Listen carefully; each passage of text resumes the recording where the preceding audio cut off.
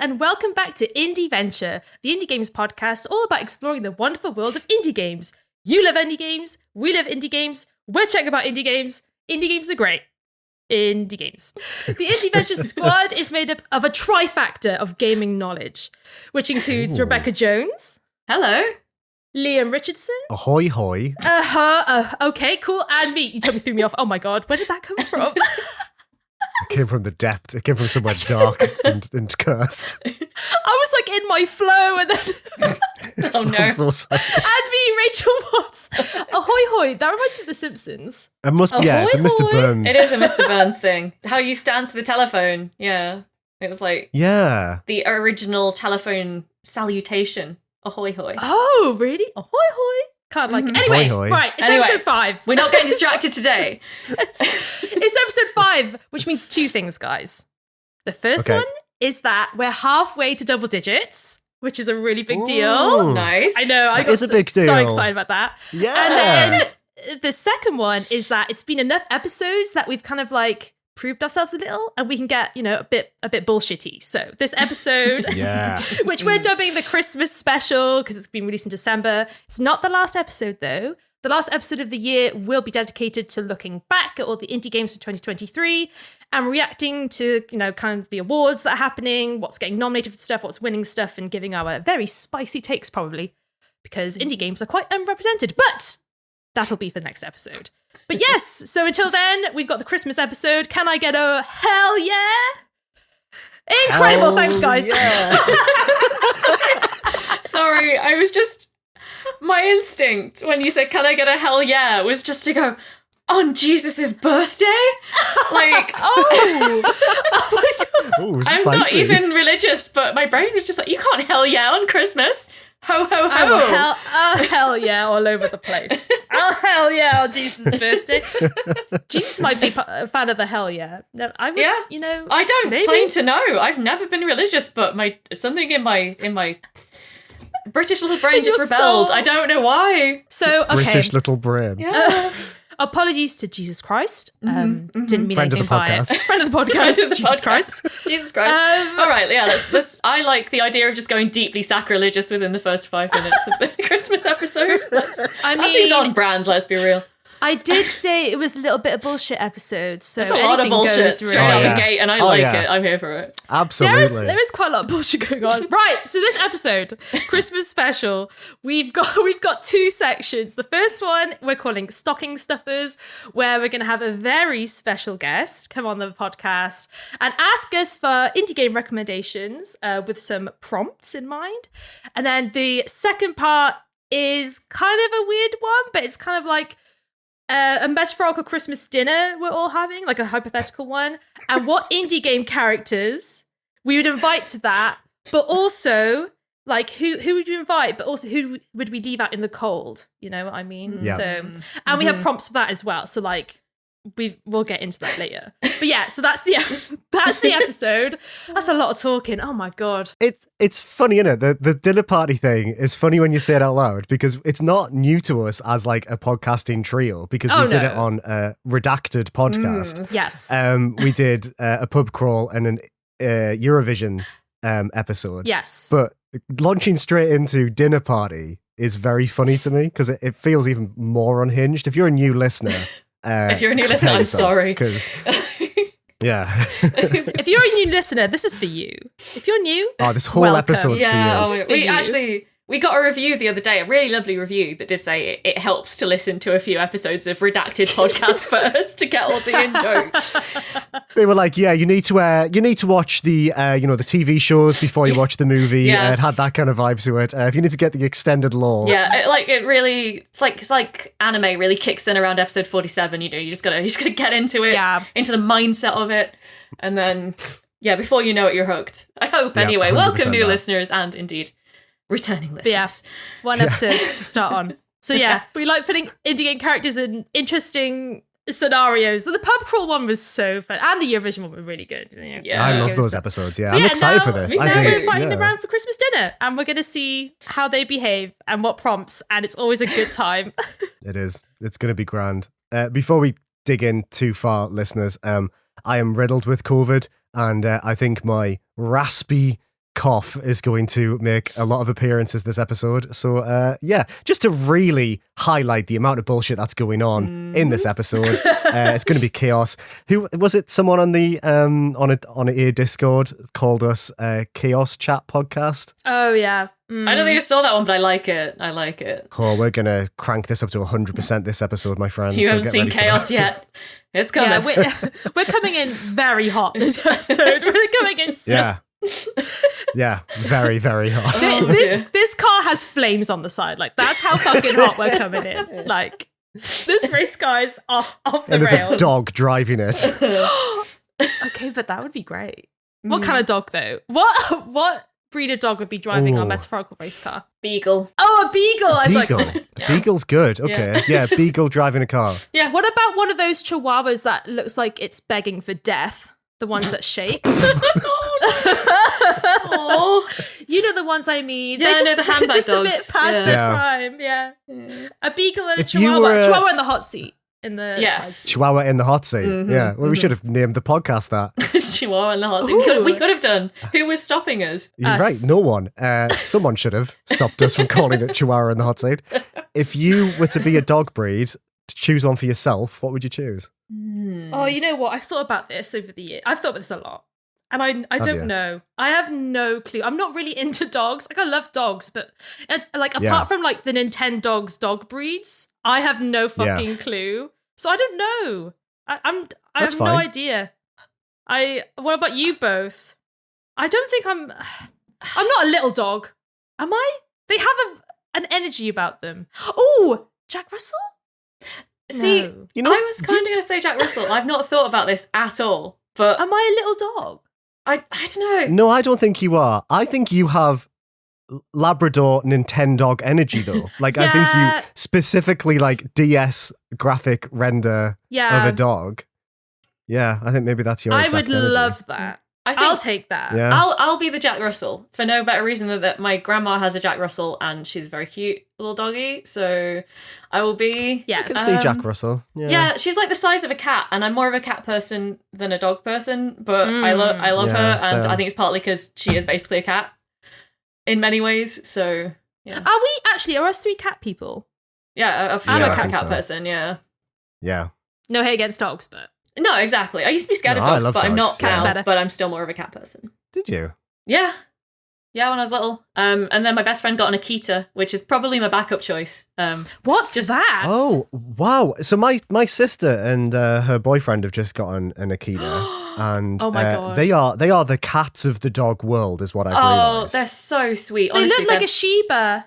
Almost. Yeah, they're like they're big though. Size-wise, they're big. one up from Husky, but one down from Malamute, basically. So they're massive dogs. What's a Malamute? Malamute is a horse-sized dog. What is a Malamute? What? Alaskan Malamutes.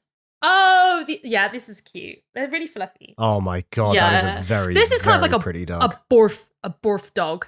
What was that scale? That is a borf. What's the dog? Yeah. That dog scale that's like yip to yap, and then at the end it's like borf and they're buffs for sure. Is it like that cat scale where the top one is "Oh Lord, he's coming"? Same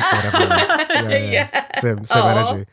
Love that. I saw a TikTok by Gen Z the other day that was taking the piss out of millennials, and they were like, "Oh yeah, is it a dog or is it a borf?" And I was like, "Oh, don't you cut me down like this." Right. They have us dead to rights, and I love them for it. Yeah, that's fair. It's funny because boomers are right there. Why are you coming for us? We're sensitive. I don't know. I think we probably deserve it in our own ways, to be honest. Yeah, to be fair. But also, I don't know, do Gen Z deserve it because they're going to live for another 10 years after we die? I don't know. I honestly, though, can't wait for Gen X, Gen Z beef. Like, that's going to be the ultimate fucking beef. Oh, holy shit, that'll be drama. I saw it this morning on TikTok. I saw Gen Alpha. Was it Gen Alpha? My bad. Taking the piss out of Gen Z things. They were like, oh, you can't say slay anymore. And then they were saying terms as being cringe that I hadn't even heard of yet, which is a 31-year-old. It's probably normal, but as someone as terminally online as me, I was quite surprised. Literally everyone I work with day to day, and I know some of them listen, and hi, you guys are the best, but they are all 24, which as a 33-year-old is like sometimes distressing to me. You shouldn't be allowed to listen to us if you're not 28 or over. Please continue to listen because you've done a lot for us just by being enthusiastic. If you're 28 and over, yeah. No, all our 10-year-olds got to tune in and listen. Yeah. You're 10. Yeah, friends of the podcast. Do we have to start doing skibbity toilet memes? Is that how we're going to try and get Gen Alpha involved? I don't know what that is. Oh no, it's the head in the toilet, isn't it? I do know what that is. Yeah, because the children crave Half-Life 2, Rachel. It's all they want. Half-Life 2 is eternal. I have come to accept myself as retro, and I'm just leaning into it. So you know what? Come here for all your best retro millennial video games chat. Yeah. You clearly like it because you're here. So I like that. And it's not ancient, it's like old, it's retro. It is retro. Retro's cooler, I'm right? retro. It is retro. God damn it. Oh, this went off the rails. Liam, what kind of dog are you? Oh, yes! Oh, no, there's not time for this. I'll be the type of dog that you'd find in a skip in the mid-90s. And you take it to the vet and they'll be like, that shouldn't be alive. Oh, and I know. It'd live for like 23 years. A terrier cross with something. Oh, I know. The ones that do look a bit... Wait, what's it? Okay. Terrier type dog. Okay, yeah, any terrier cross. That'd be you. Yeah. Yeah, Oh, sure. Yeah, okay. I'll go with that, yeah. A border collie's pretty cute. Oh, is this a terrier cross with the border? What's a Tiberian terrier? Oh, God, I'm overwhelmed. Like, none of us know anything about dogs and we're just trying to learn it live on the podcast. Listen, it's all Nintendogs. I only had like a Labrador and I had like 6 pugs, okay? Like, I didn't want any other dog in Nintendogs. I had the main one and 6 pugs, all called Roy, over the course of many years. Oh, okay, they weren't all called Roy. So my sister had a pug called Roy in Nintendogs, because and then we just carried on the tradition of always having a pug called Roy, and Roy was iconic. Roy sounds iconic. Big as a brick shit house, but we loved him. We loved Roy. Absolutely iconic. Okay, there we go.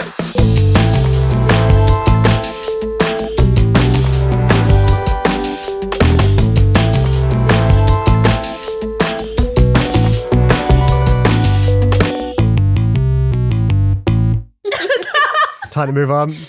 Time to move on to the first. Oh, do you hear that?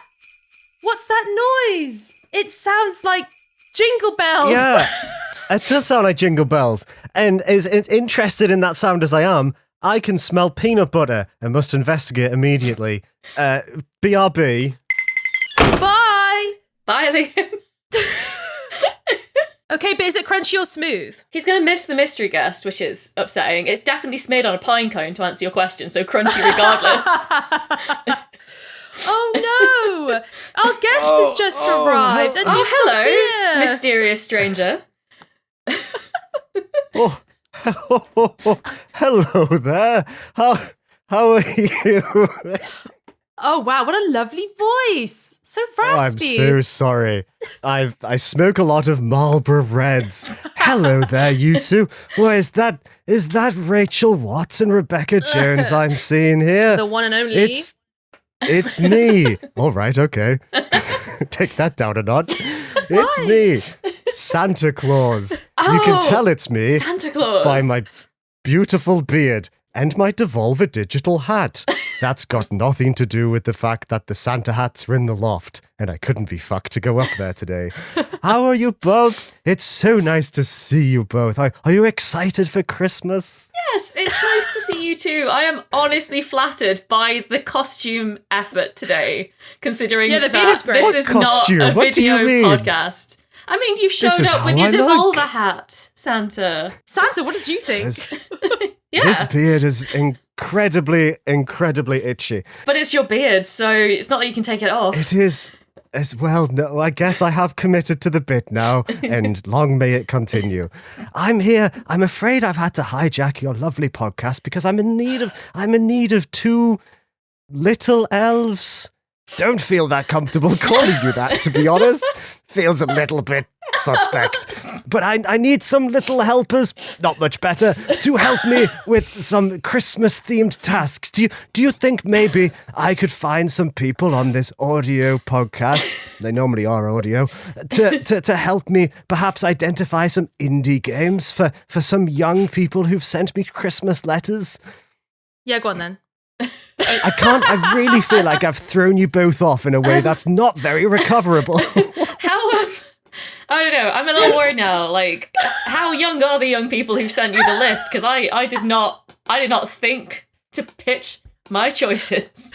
But just for this theoretical exercise.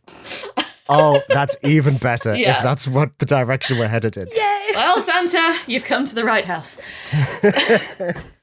I'm afraid I've had to get rid of your co-host because, unfortunately, Liam is on the naughty list.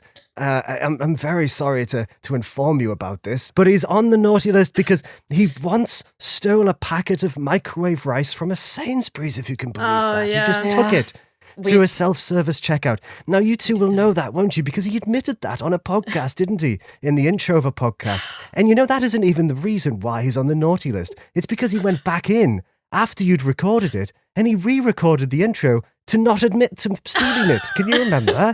Because he was worried the employer at the time would maybe not like that. I do recall. As Santa, and I see everything, obviously, is I know that no one there was fucking listening to the episodes, so it didn't matter.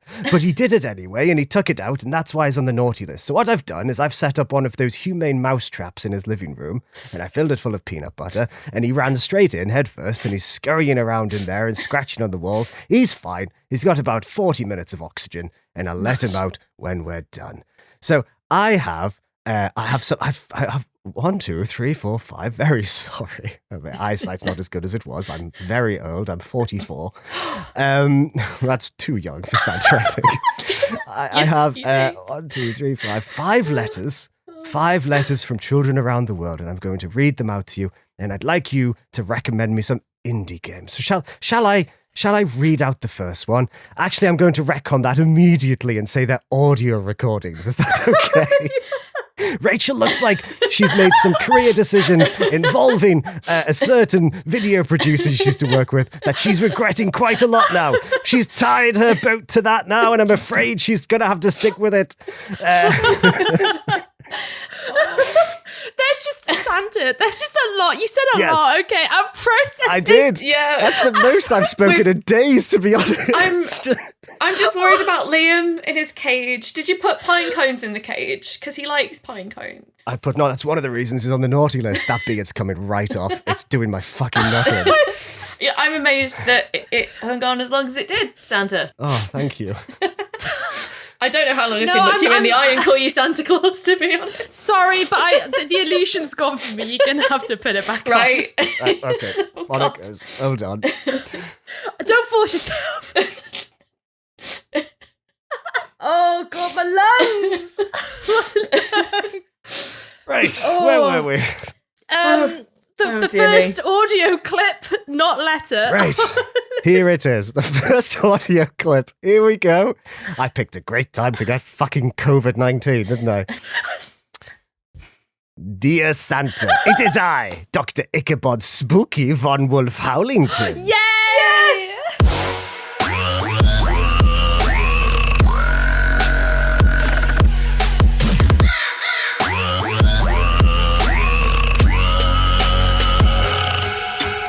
You may remember me as the shadow that flickers out of the corner of your eye when you're placing some presents under a tree, or the lone cry of an elf trapped under the machine that makes Xboxes.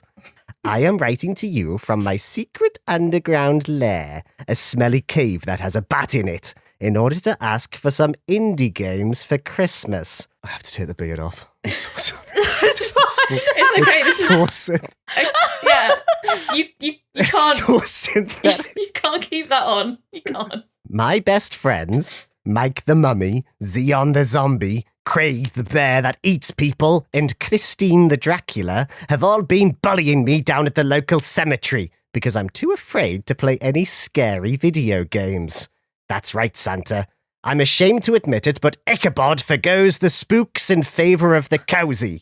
Just because I'm a haunted skeleton made of bones held together with gorilla glue doesn't mean I can't get all snuggly under a duvet to play Stardew Valley. Although, obviously, I romance Shane, because I am, after all, still an evil skeleton. Please, can you give me a spooky game to play this Christmas so Craig will stop calling me Dr. Ickenerd Cozy Von Puppy Yappington? Best regards, Dr. Ichabod Spooky Von Wolf Howlington. Do you think he's single? I'm Dr. Ichabod? Yeah. I'm so glad that I have to put a word in. we retain Thanks, the rights Santa. to Dr. Ichabod. This is great. I'm so thrilled. Honestly, I was thinking about this episode and all the guests that we've had either on the podcast or on the other website stuff, and Dr. Ichabod was pretty up there. I'm starting to suspect we're going to get fan art of this episode. I'll do it. Just from the reappearance of Dr. Ichabod. Okay, so yeah, what's a little letter there from a young little letter? Fucking hell, it's all falling apart. There's a little audio recording from a skeleton there. Let's just say it what it is. Asking for some spooky games. Now, I don't know any spooky games, my young friends. Do you have any recommendations for this fine fellow? I'm sure the Queen of Horror herself has a fair few. Oh, it's always so flattering to be addressed by my full title. Yeah, of course. Of course I'm here with a recommendation. And I decided, okay, so I applied some criteria when I got the word through that maybe Santa wanted a little help. So I've picked games that are all available on Steam or itch for under £15 if you do want to follow these recommendations at home. Oh, it's why I knew you'd help me. Because I add so many extra rules to a very simple set of instructions when given them if they're not complex enough. That is right. The instructions were as simple as they could be, and you went above and beyond, as always. I did as well, because not only did I apply that rule, but I was also like, what is a good spooky game that nevertheless is not so spooky that it's not enjoyable over Christmas? So I was like, we have to catch the right sort of balance for spookiness here. Like, it's definitely a horror game, what I've picked, but it's not just a horror game. Ooh, and I have selected for Dr. Ichabod, I hope this helps, Buddy Simulator 1984. Oh, nice. That is a good one. Oh, well, what's that? Santa frantically Googling. Yeah, Buddy Simulator 1984. It's a very Undertale-like horror game. I believe significantly shorter than Undertale to the best of my knowledge. But yeah, the idea is that you, the player, have received I believe a floppy disk, which, good lord, you're both a bit younger than me. Can you even remember floppy disk? Well, Santa obviously does. Santa remembers everything. Rachel, do you remember floppy disks, or are you too young? I do. Yeah, I just barely remember. But yeah, you've received a floppy disk which has this game, Buddy Simulator 1984, and it's sort of that like found old tech horror, but it's also quite genuinely this quite heartfelt RPG about friendship and sort of the process behind developing games. And it's more sort of, the amount of horror does also depend largely on what you put into the game. Let's say if you wanted to play it a bit more kindly and a bit more sympathetically towards the characters, you'll see less scary stuff than if you were to be like really horrible in this game. So it's a horror game that is responsive to your attitudes a bit, and there are long swathes of it that are not just horror themed. It's also quite funny. As I say, it's also quite heartfelt. So a good sort of dabbling in spookiness, but without getting jump scared and seeing loads of gore and horrible stuff happening. Yeah. Also, there's a sort of Christmassy feeling to getting a nice RPG like this, I think. So I think so too. RPGs are quite Christmassy. RPGs are so Christmassy. They're nice.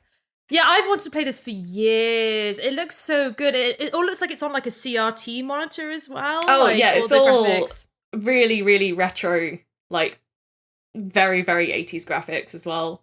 It actually starts out as a text adventure, and then over time it sort of develops into a more and more detailed looking bit. It never gets much past the sort of early 90s looking pixel graphics, so... Because that's what I thought it was, a text adventure. I obviously didn't know too much about it, because yeah, looking at the screenshots, there's like graphics, obviously minimalistic graphics and stuff. It looks great. It goes as really Undertale. Yeah. We said Undertale exactly the same time. Ooh. I love that. Yeah. Well, on my headphones. I was a little ahead of you, but I like your version better. So. Well, when Liam gets out of his trap situation, he can edit it so we say it at the same time. Liam knows the truth. He just doesn't know that he knows the truth yet. Yes. Well, don't worry. Santa heard you both say it at the same time as well. It's something you two do quite frequently without any editing assistance, I can assure you. That one brain I'm cell at committed work. to this the whole time, aren't I? Yeah, you are. Seems like it. Anyway, Buddy Simulator 1984. Rachel, what? That is a good pick. I picked a game called Smile for Me. It's kind of like the same criteria that you had, Rebecca, in that it's kind of not scary. It's not like super jump scary or gory. It's just a bit creepy and a little bit scary. So the idea with this game is that you play as someone who's, I think, is living in an apartment or a hotel with lots of different characters, but there's a rule. You can't go out at nighttime. You can, but if you do, something bad will happen. So during the day, you get to speak to the characters, who are all kind of like 2D. It's very like hand-drawn. And the interesting thing about this game is that to reply, to talk to people and reply to them, you have to move your mouse in like a nodding position. So for a yes, and then you swipe your mouse to make your head shake no. So you actually don't speak, but you react to characters with mouse movements, which is really cool. So that's the nice thing about the game. This unsettling aspect is that so like each time you go to sleep, you get like snippets of like this weird puppet character who is like talking about events to do with the people who live in this place, and it's a bit unsettling. It's like an actual character, like they've recorded like someone with a puppet hand, like saying stuff. And yeah, this is a really great adventure, very creepy. I would say it's, in terms of like Undertale creepiness, this one is kind of the same as well. So that's the things our games have in common.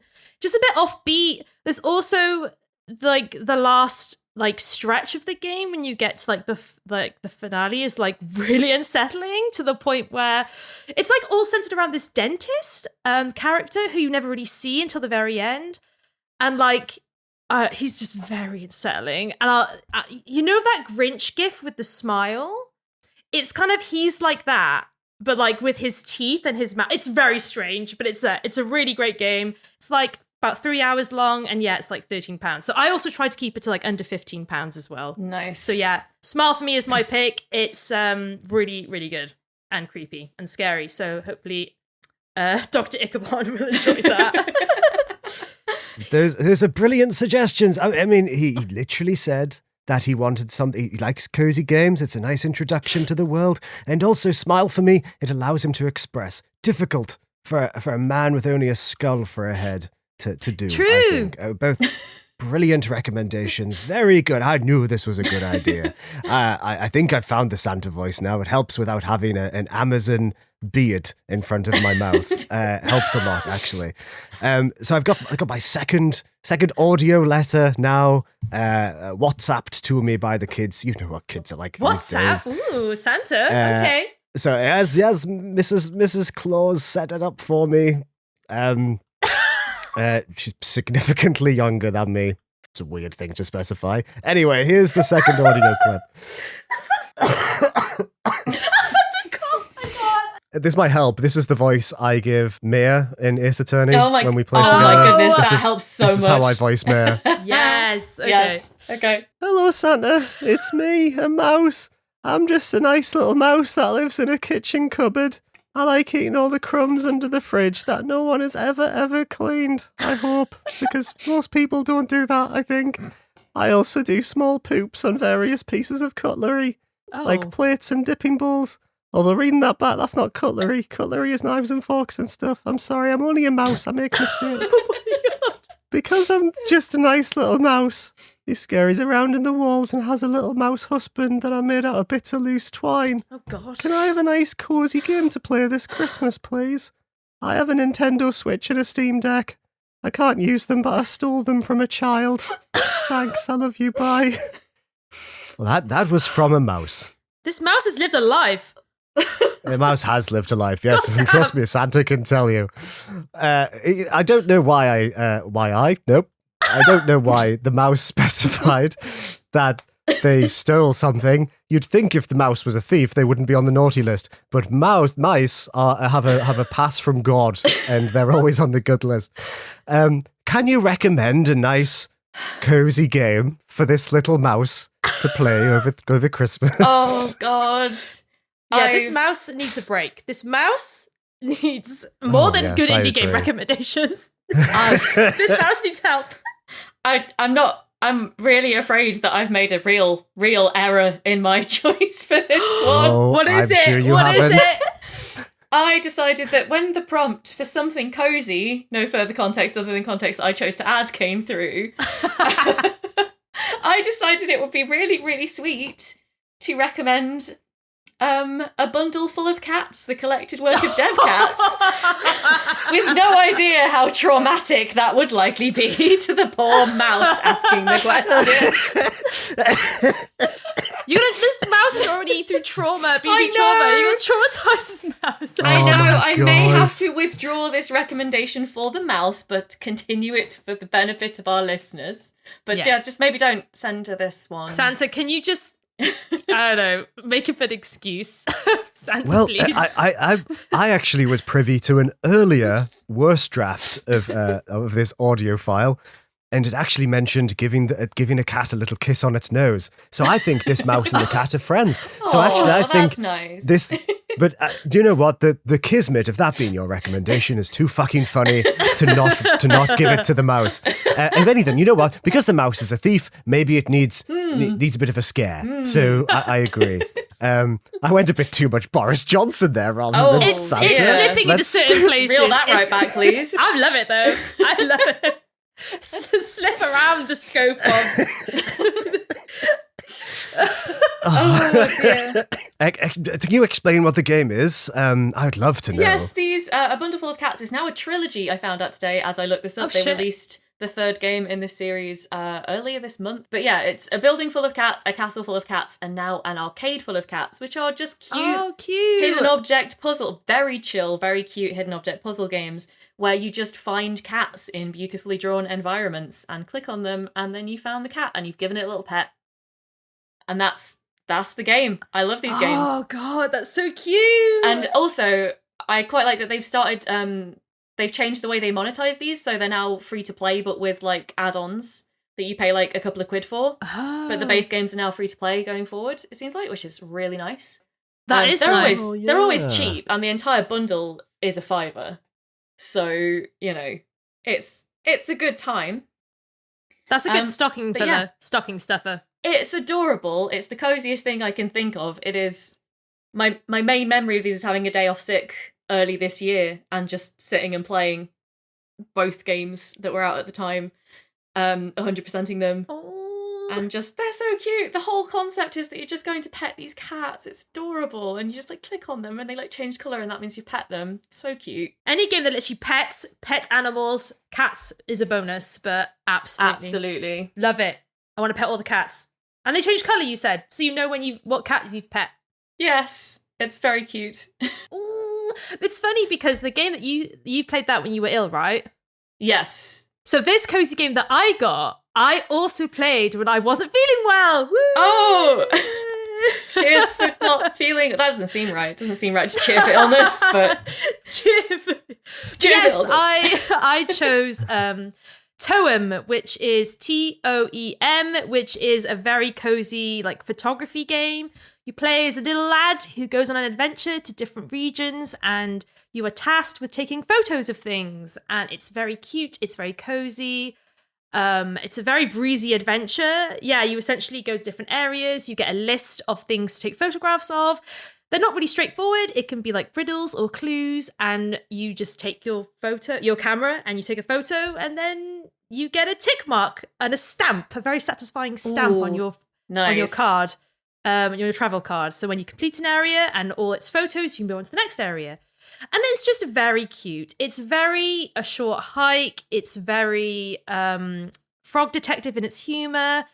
Just a very cozy adventure. It's about 3 hours. There's a free demo on Steam if you want to check it out. It's on Game Pass if you have that. And yeah, it's just a perfectly cozy game. So yeah, I played it when I wasn't feeling great and it was nice. It was a very sweet adventure. So mine's a very short one. But yeah, Toem. Definitely play it and check it out. And especially if you're a mouse. I think a mouse would like that. I think a mouse would like it more than the cat trilogy that I recommended. Maybe. I think the little mouse is going to be happy with either of those for Christmas. And you know, if I wasn't here and Liam was here, I'm sure he'd have lots of things to say about Toem. But unfortunately, we've all committed to the bit, haven't we? Committed quite hard at this point. Can Liam call in? Can we get Liam? No, I'm afraid he's currently in the fetal position, sobbing in that large mousetrap I put him in. It's a hostage situation. That's... Oh, no. I think if you admit fault, then it makes it harder to hold up in court. Oh, Santa, you're so funny. Oh, what are you like? Anyway, shall we have another Yes. little audio recording? Yes, please. Okay, let's hit play on this one. Santa's having a bit of water. Oh, I might also go for a bit of Santa's having a stroke. Santa's losing grip on who he is. Reality slipping away. We left reality in the rear view a long way back. A long time ago. Y'all read Santa, it's me, Mike the Geordie. Oh my You God. might remember us from when I was a bairn of merely 7 and I asked you for a bike for Christmas. Imagine me excitement when I saw a present that clearly had wheels pushed awkwardly underneath the tree. I was told to unwrap it last, as is the modus operandi of most parents on Christmas Day, only to uncover a bike themed entirely around popular 1999 blockbuster Star Wars Episode 1, The Phantom Menace. Not a single spoke was left unbranded, and this rideable advert even came complete with a disc of paper loosely fastened within each of the wheels, both of which featured the snarling face of Sith Lord Darth Maul. Now, I didn't mean to sound disrespectful. You had, after all, technically fulfilled the brief, but I'd actually never seen Star Wars at age 7, and the extreme Brandon sort of implied a lot about my interests at the time that were frankly untrue and proved hard to explain to the neighbourhood kids whose parents had copies of Empire Strikes Back on VHS, unlike me, who only had access to Flubber, Dr. Dolittle, and All Dogs Gone to Heaven. Furthermore, Oh my God. after a few weeks of riding through the local streets on this cursed 90s artefact, the paper placed within the wheels began to degrade thanks to the wet weather we're prone to having over the winter months up in the northeast. So eventually, the paper became so bunged up in the workings of the bike itself that one day, when I pulled the brake, it all simply solidified within the mechanism, causing the back wheel to jam, and it launched us directly into a curb. And I cried so hard, me mates had to rush to get me mum. All my mates, that is, except Dale, who stood and laughed at us like Nelson from The Simpsons, which was as relevant a reference point in 1999 as it is today. Now, I was confused at the time why Dale didn't have more sympathy, because he was best known among all of us in the neighbourhood for the time he hit his head on a bathroom sink after trying to organise his Pokemon cards while having a shit, and he knocked himself out in the process. As well as the time. That's such a vivid image. That's proper got me.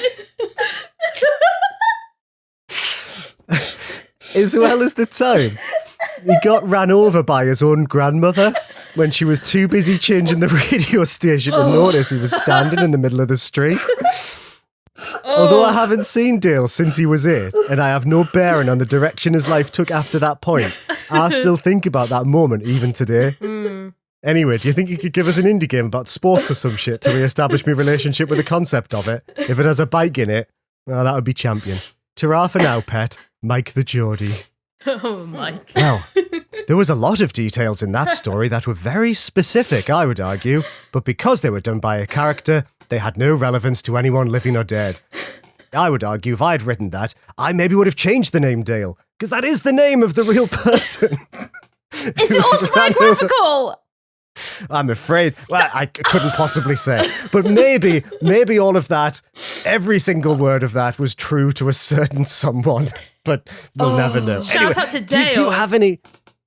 Yes, Dale, not literally, like, the door of the bathroom was locked and his granddad had to break the door down. Sorry. I just... and in time, the time that elapsed between this and his own grandmother running him over with a car. About a week.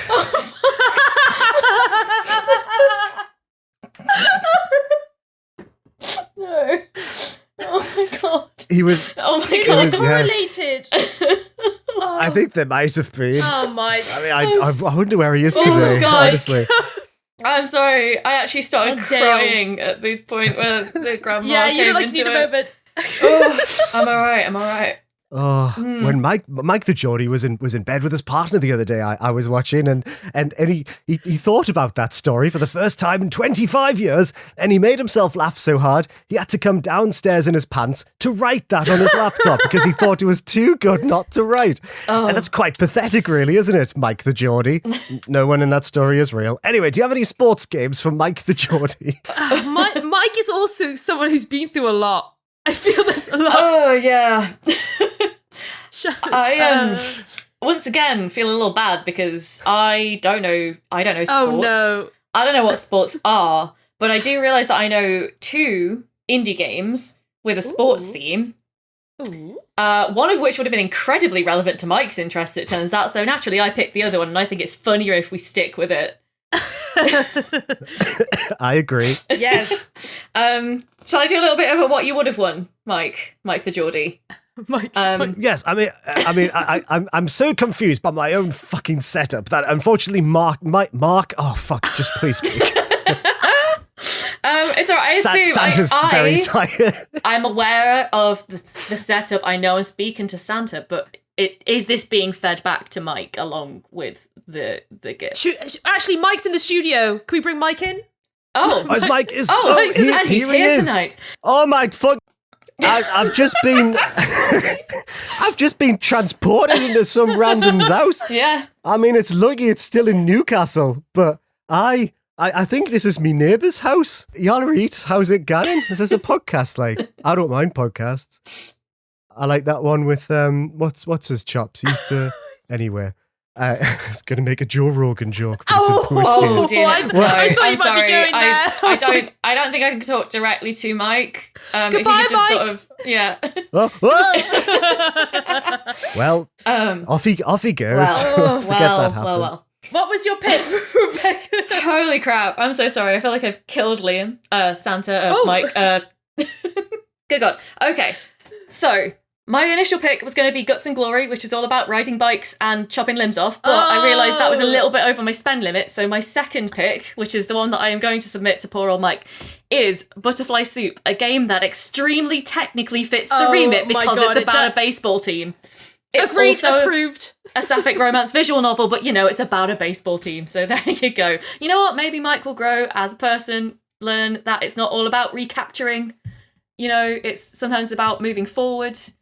Mike. Yes. Gone feral. Enjoy Butterfly Soup. You might learn something, Mike. It sounds like Mike could do with learning a few things. So yes, I great choice. I'll pass that on to Mike. Play this gay romance, Mike. Play this queer romance, Mike. They play there's a lot of baseball in there, so you will have your sports fix, I promise. Oh, I'm sure that's enough for him. Pop that in his... I don't think Dale had any sports-related injuries. Rachel, do you have a sports game? I do. My sports game is Pyre, the only good indie sport game ever. And actually, not even indie, the only good sport game ever to exist, because I don't like sports games a lot. I don't like playing sports in games.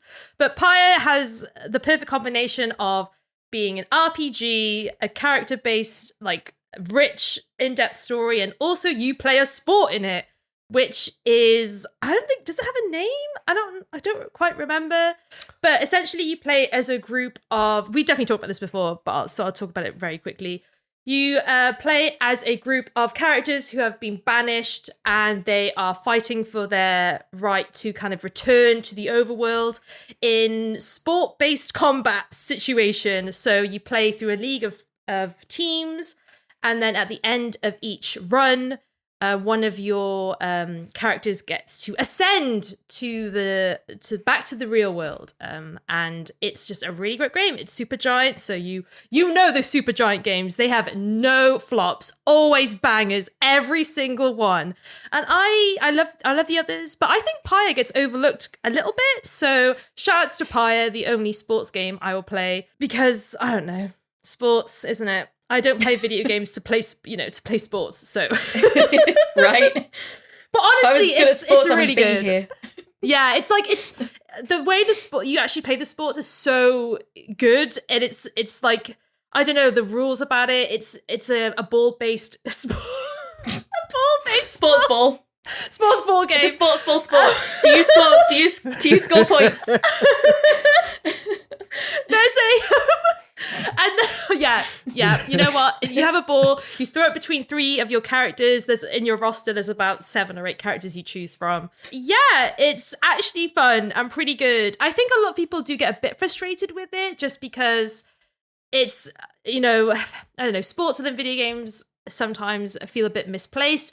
This one, the more you play it, the better it gets, especially as you get to know your different characters and their movesets. Like, it's really worth putting in the time. And the story is so good. So to get to the story, you gotta play through these sports ball sections. So yes, and one of my ultimate favorite video game characters of all time is in it. So she's an icon. Shit, the fuck is her name? I cannot believe it. Flop, fake, fraud.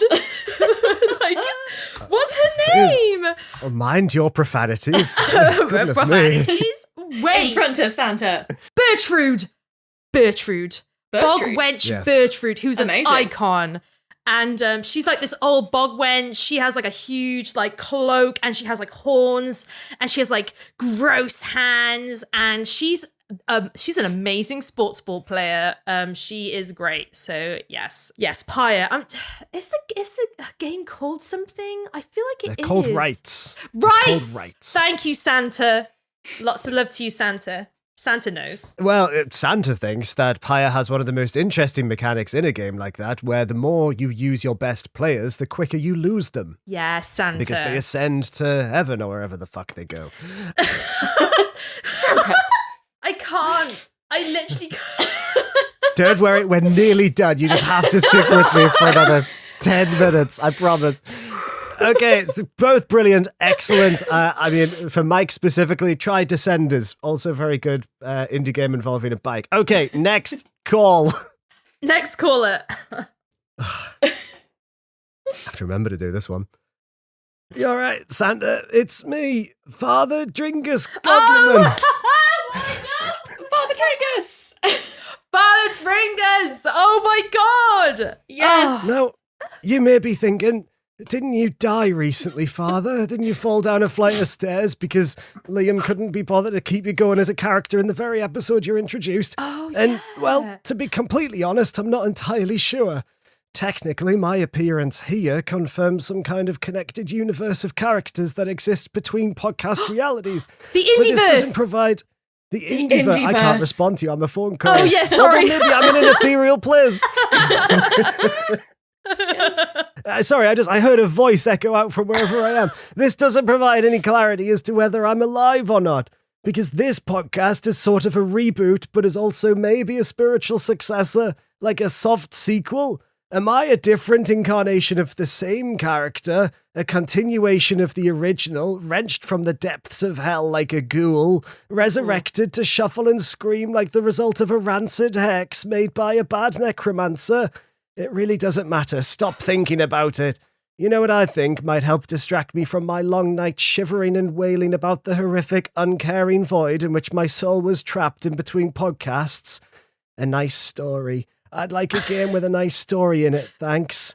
Kindest regards, Father Dringus Godlyman, deceased. Which is a joke that worked better when these were letters and not audio recordings. Right, well, there we are. There's fan favourite. Father Dringus Godlyman.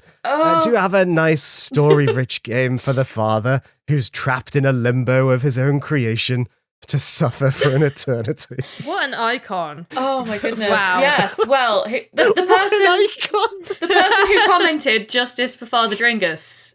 There you go, there it is, justice. That one person's going to be very... I'm still doing the Dringus voice. That one person will be very similar. That's very similar. Oh my god. Oh, Santa and Dringus Godlyman. Holy, same person? I've never seen them in the same room. No, that's very true. Good point. Doing it again. Santa. Oh, okay, right. Come on. This is long. It was long in the tooth 20 minutes ago. What about these story games? Yeah, Rebecca, go for it. Oh, you go first. Do Do you ever just like zone back in and realize that we're recording a podcast and you're like, oh shit? Every time. Yes. I just had that moment, but I'm okay. We can press on. Yeah, a non-cursed choice from me for once. And this was a really hard one to choose. You'd think that I would be all set up to come in with the story-heavy recommendations, but I know so many story-heavy games that I really struggled. And I eventually, through a series of criteria so arcane I can't actually remember what I applied, decided that Gone Home would be the perfect game. Yeah. Ooh. That's a good choice. I mean, yes, very good. Love that. Yeah, so, okay. So I didn't want to recommend another visual novel. I didn't want to recommend anything particularly horror-y or particularly romancy because I feel like those are the things I lean on all the time. So I went for walking sim, another genre that gets a lot of crap sometimes for being not as interactive as things where you get to shoot people. And it is slightly like horror tinged and ultimately is about a romance. So I broke all of my own rules while sticking to them. Also, like genuinely, I think Gone Home is a slightly different pick from the rest that I've chosen just because it's kind of almost a foundational text of like indie, kind of going back to what we talked about last time, indie success stories. So yeah. But you can now pick it up for a lot cheaper than when it was new. It still holds up. It's still good fun.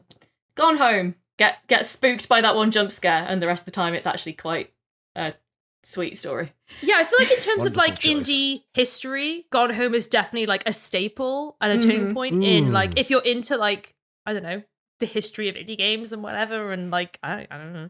Gone Home is like one of the most pinnacle games to come out in the last like, I don't know, decade? No, it's a bit older than that. It's a bit, I think it's 2012 or 13, I can't remember, but it's about 10 years old. So. Okay.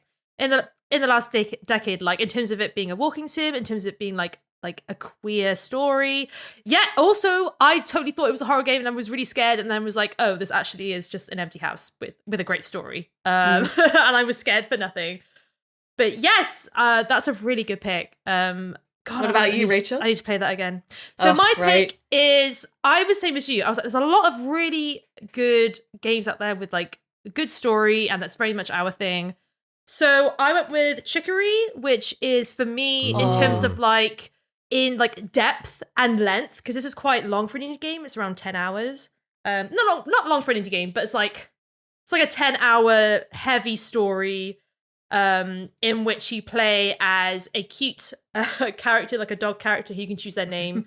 I think mine was called Pancakes. I think that might be the one that everyone, like the one that's in there at the beginning. I think I went with that one. Anyway, you play as a little poochie called Pancakes who comes across a magical paintbrush. The idea with this game is that as you explore its black and white world, you can paint onto it with the paintbrush. You can, with your mouse, just draw whatever you like. And that's great. That's a cute idea for a game. But watch out for it's emotionally, probably one of the most emotionally damaging games possibly I've ever played. So don't be fooled by its incredibly cute art style. This game is about being a creative. It's about doubt. It's about loss. It's about you as a person. It's about sex. It's about self-actualization in terms of you as a creator and the work you put out. It's one of these games in which different people play it and you think it's like about you. Like people take different things from it, especially if you're a creator and like who isn't a creative soul.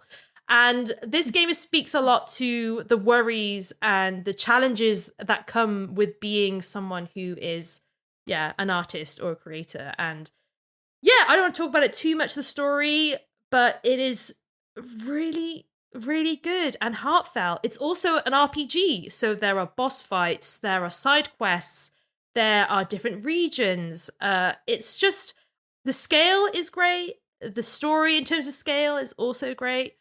And yeah, this is one that you'll want to put a decent amount of time into to really sink into it. Like, yeah, Chicory, A Colourful Tale. It's £17, so a bit over the £15 limit. But honestly, I think just for the breadth of it, that's totally fine. And yeah, 9 hours, and it's on Game Pass. So if you have Game Pass, then it's on there for you to play it. But yeah, Chicory. In fairness, I was the one who said £15. That was never part of the rule. That was just my... I had that. Well, I was thinking as well, because for me, stocking stuffers is like under the 10-hour mark, maybe the 5 to 6 hour being a sweet spot. And then, the 15 quid as well. I think that's a really good point. I had not considered game length. But this is one of the longer ones that I've chosen, just because like, I think you could like dash through it, but there's so much to this game if you like take your time and like consider its themes. Like I'm a terrible person. I have a terrible habit of consuming indies. Santa's unhinged, chaotic energy is rubbing off on me. I have a terrible habit of consuming a lot of indies very quickly. Sometimes I'll play an indie game and we'll completely forget about it, or like I won't let it sink in. And Chicory is one of those games where I started playing it and I knew I needed time, waited, and then played it over the course of like, I don't know, a month. And it was well worth it. It's just a beautiful game. So there you go, Santa and Father, the same person. And another wonderful indie duology for a very sad man, 2 very sad games. So brilliant. I really am not regretting just giving you the basic genres and not the context. Okay, we have one last audio recording because Santa's lungs are burning, and this is going to be the worst one for Santa. It's all the cigarettes. Right. I kind of can't wait, here we go. Honestly. So many Marlboro Lights. Although saying that's implying that I'm not playing these out of WhatsApp, but I'm beaming them out of my own mouth. Almost like I have the capacity of speaking the voices of the people who send me letters. Oh, that's an additional bit of Christmas lore for you all there. Anyway, Jesus, like Siren Head. Yes, I'm Christmas Siren Head. Oh my! Right, I need to move back from the microphone here. Oh no! What is happening? What is happening? Headphone check. Everyone, listeners, headphone check. Turn it down. Turn the volume down. Liam has moved away from the microphone. I mean, Santa has. Okay, we're ready. Okay, we're braced. Hello, Santa. It's me, Big John the Baby. I don't know if I can maintain that. Oh my god. What is happening? Why? Excellent question, Rachel. As you're no doubt well aware, I am a massive 18-month-old baby the size of a house. It's the power in the butt, the bees, the plosives. Okay, Jesus. Baby. This is a bad voice for me to do. Who's about to celebrate a second Christmas on this miserable earth? My stupid fucking parents keep giving me a bloody iPad to watch instead of letting me sample the wonderful world of indie games. They think my soft, pudding-like brain is only capable of watching Spider-Man kiss Elsa or whatever else shit is on YouTube. But they couldn't be more wrong. This Christmas, I would quite like all of us to play a game together in front of the telly, like in the 90s, which was fucking ages ago. But I feel nostalgic about it anyway because the author is present in their work no matter how detached they appear to be. That's called media literacy. Look it up. In a book, not on Google. Have you used the internet recently? It's a fucking nightmare. Don't recommend me a AAA game. I was burned too hard by Cyberpunk and that came out a year before I was even conceived. Catch you later, big fella. John. Wow. That was Big John the Baby. I won't lie, that's made me feel faint. Me too. I was even saying it. I'm scared of Big John the Baby. It's the size of a house. You know what? I like his attitude. I do. If you could recommend Big John the Baby again. Yeah. No. An indie game to play with their parents. Oh, look at that smooth. That would be brilliant. Any recommendations for couch co-op games? What did I even give you? Get something to play with loved ones is what I said. And since I'm basically allergic to multiplayer, obviously I stretched that prompt as far as it could possibly go. But that's actually fine now that I know that I'm talking to a literal baby who probably doesn't have like the fine motor controls required. Rebecca, I love you so much. I love how you take the fact that this baby is a baby.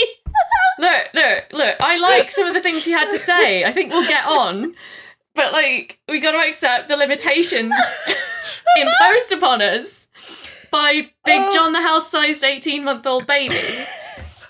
Hey, frankly, I want you both to know that this is the way I always wanted to die. I'm happy. Oh, God. I mean, I'm like, ready to pass. Frankly, three people close to me have had babies this year, and, you know, I love them all dearly, but also none of them are as interesting as Big John, the media literate 18-month-old the size of a house. So, frankly, catch up, babies. And once again, shout out to all the babies. Get good. Yeah, get good. I'm sorry, like, if you are listening, I love you guys. Like, and you know, parents, please don't stop listening. Because I dissed your baby. Fuck you. Big John the baby. It's gonna beat you up. Yes. It's gonna beat me up. I did pick a game, and you know what? I stand by it. I think Big John's gonna enjoy this one. Oh, God.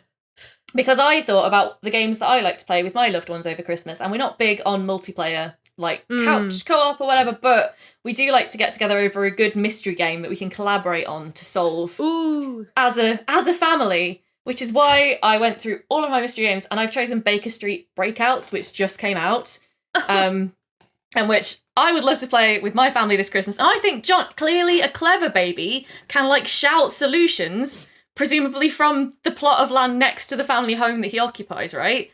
He can shout those solutions through the living room window while everyone else is controlling. Liam is actively dying. I'm slightly worried that I've pushed this too far.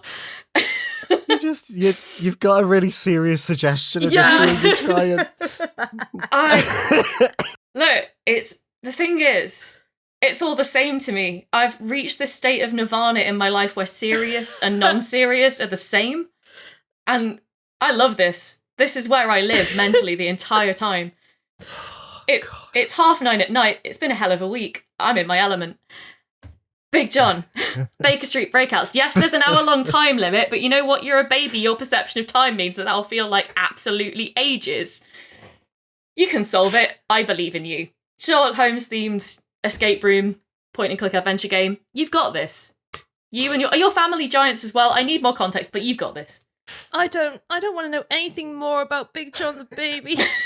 I want all the Big John the baby lore. Well, I mean, there's two very different requests for Santi there, so whatever you'd like. Santi. Okay, that was a good one. My recommendation is I didn't go with multiplayer either because I don't know. I'm just not okay. I'm sorry. I'm not over Big John the baby. I wish I had your sense of calm, Rebecca. I'm so fucking scared. I'm so scared. Jesus God. This is supposed to be a good time. And it's a great time instead, aren't we lucky? My recommendation to Big John the baby is Little Gator Game, which isn't a multiplayer, but it's a very nice babies first RPG adventure in which you play as a little crocodile running around, just doing little RPG quests. But it's kind of like it's like a baby's first RPG, like an introduction to the mechanics that come with, you know, stuff that you've seen like in Zelda and stuff. It's very cute. It's adorable. It's nice for you to play. Like if you have kids, it's definitely a good game for you to play with your kids or your grandparents even. Whoever's not very game literate, but even if you are, like, it's just a fun, cozy time. 3 hours long. It's a really good time. Big John the baby, if you don't enjoy it, please don't come for me. Jesus God. I feel like Big John the baby's fist alone could like completely utterly wipe me out. His fist is the size of me. 5'6" fist to my body, all my bones. And he's killed before, he'll kill again. But thank you very much for your recommendations. I'm sure that will sate Big John's hunger for another year. I just want, I'm going to break character for a second. My fingers went numb there because I was laughing when I wasn't coughing. I was laughing, and I think I genuinely couldn't breathe. But anyway, sorry, Santa, Dringus, fuck me. Why do you listen to this? Thanks, Santa. You know what? You're very welcome. Christmas spirit. Thank you to all the Indieverse characters for their appearance today. Yes, thank you. Oh, the Liam Richardson cinematic universe really came out in full force this evening. Well, best for me to shoot on off up the chimney, get myself back to the North Pole, and get these games delivered to where they need to be. This is such a Boris Johnson impression, and I don't know why it's gone full Bojo, but here we are. Right, time for me to let Liam out of his rat trap cage and continue with your podcast. You know what? I haven't listened to it yet. I listened to one episode of Indiscovery, and I thought it was quite nice. Personally, I'm more of a fan of the IGN UK podcast. Anyway, bye! What the fuck? Ho, ho, ho, ho! What the fuck? Yeah, right. It's me, it's Liam, I'm back again. Rachel's gonna fight Santa and possibly a giant baby. Oh, why? It's What all happened? good, it's fine. A giant baby? Well, Where that have you sounds like been? fun and frolics for all the family. As long as you're over 28, as established in the intro. I fucking regret that. I honestly do. Oh. I feel like I need to, You like, okay, Yoli's buddy? gonna come home. Are you all no, right? I'm not okay at all. Yoli's gonna come home, I'm gonna be shaking. I'm gonna be just like drooling and sweating. What happened to you? I recorded a podcast. God. It cost me everything. Right, well, somehow you two managed to actually give some very good gaming recommendations there. So, well done to both of you. A Herculean effort. That which was cannot be great understated. fun. I regret nothing about choosing all of my picks based on a very short prompt that then spun out into a much larger context that I didn't know when I made the choice. It's great. But they all worked. They did. Hilariously well. I love having to think on my feet desperately so that a giant baby doesn't punch me through a wall. It's great. God. I made myself laugh with Big John the Baby so much when I wrote it. So- At one point, God. everyone was called John. Just it's a peek behind the curtain. But I changed that quite fast. It was when you moved away from the mic. I fucking knew. I was like, something's gonna happen. Something's gonna happen. I don't know. Sorry, I love to activate a fight or flight response in you. Rich. Oh, absolutely. It was like, Oh dear. right. Oh, It's time right. for segment 2.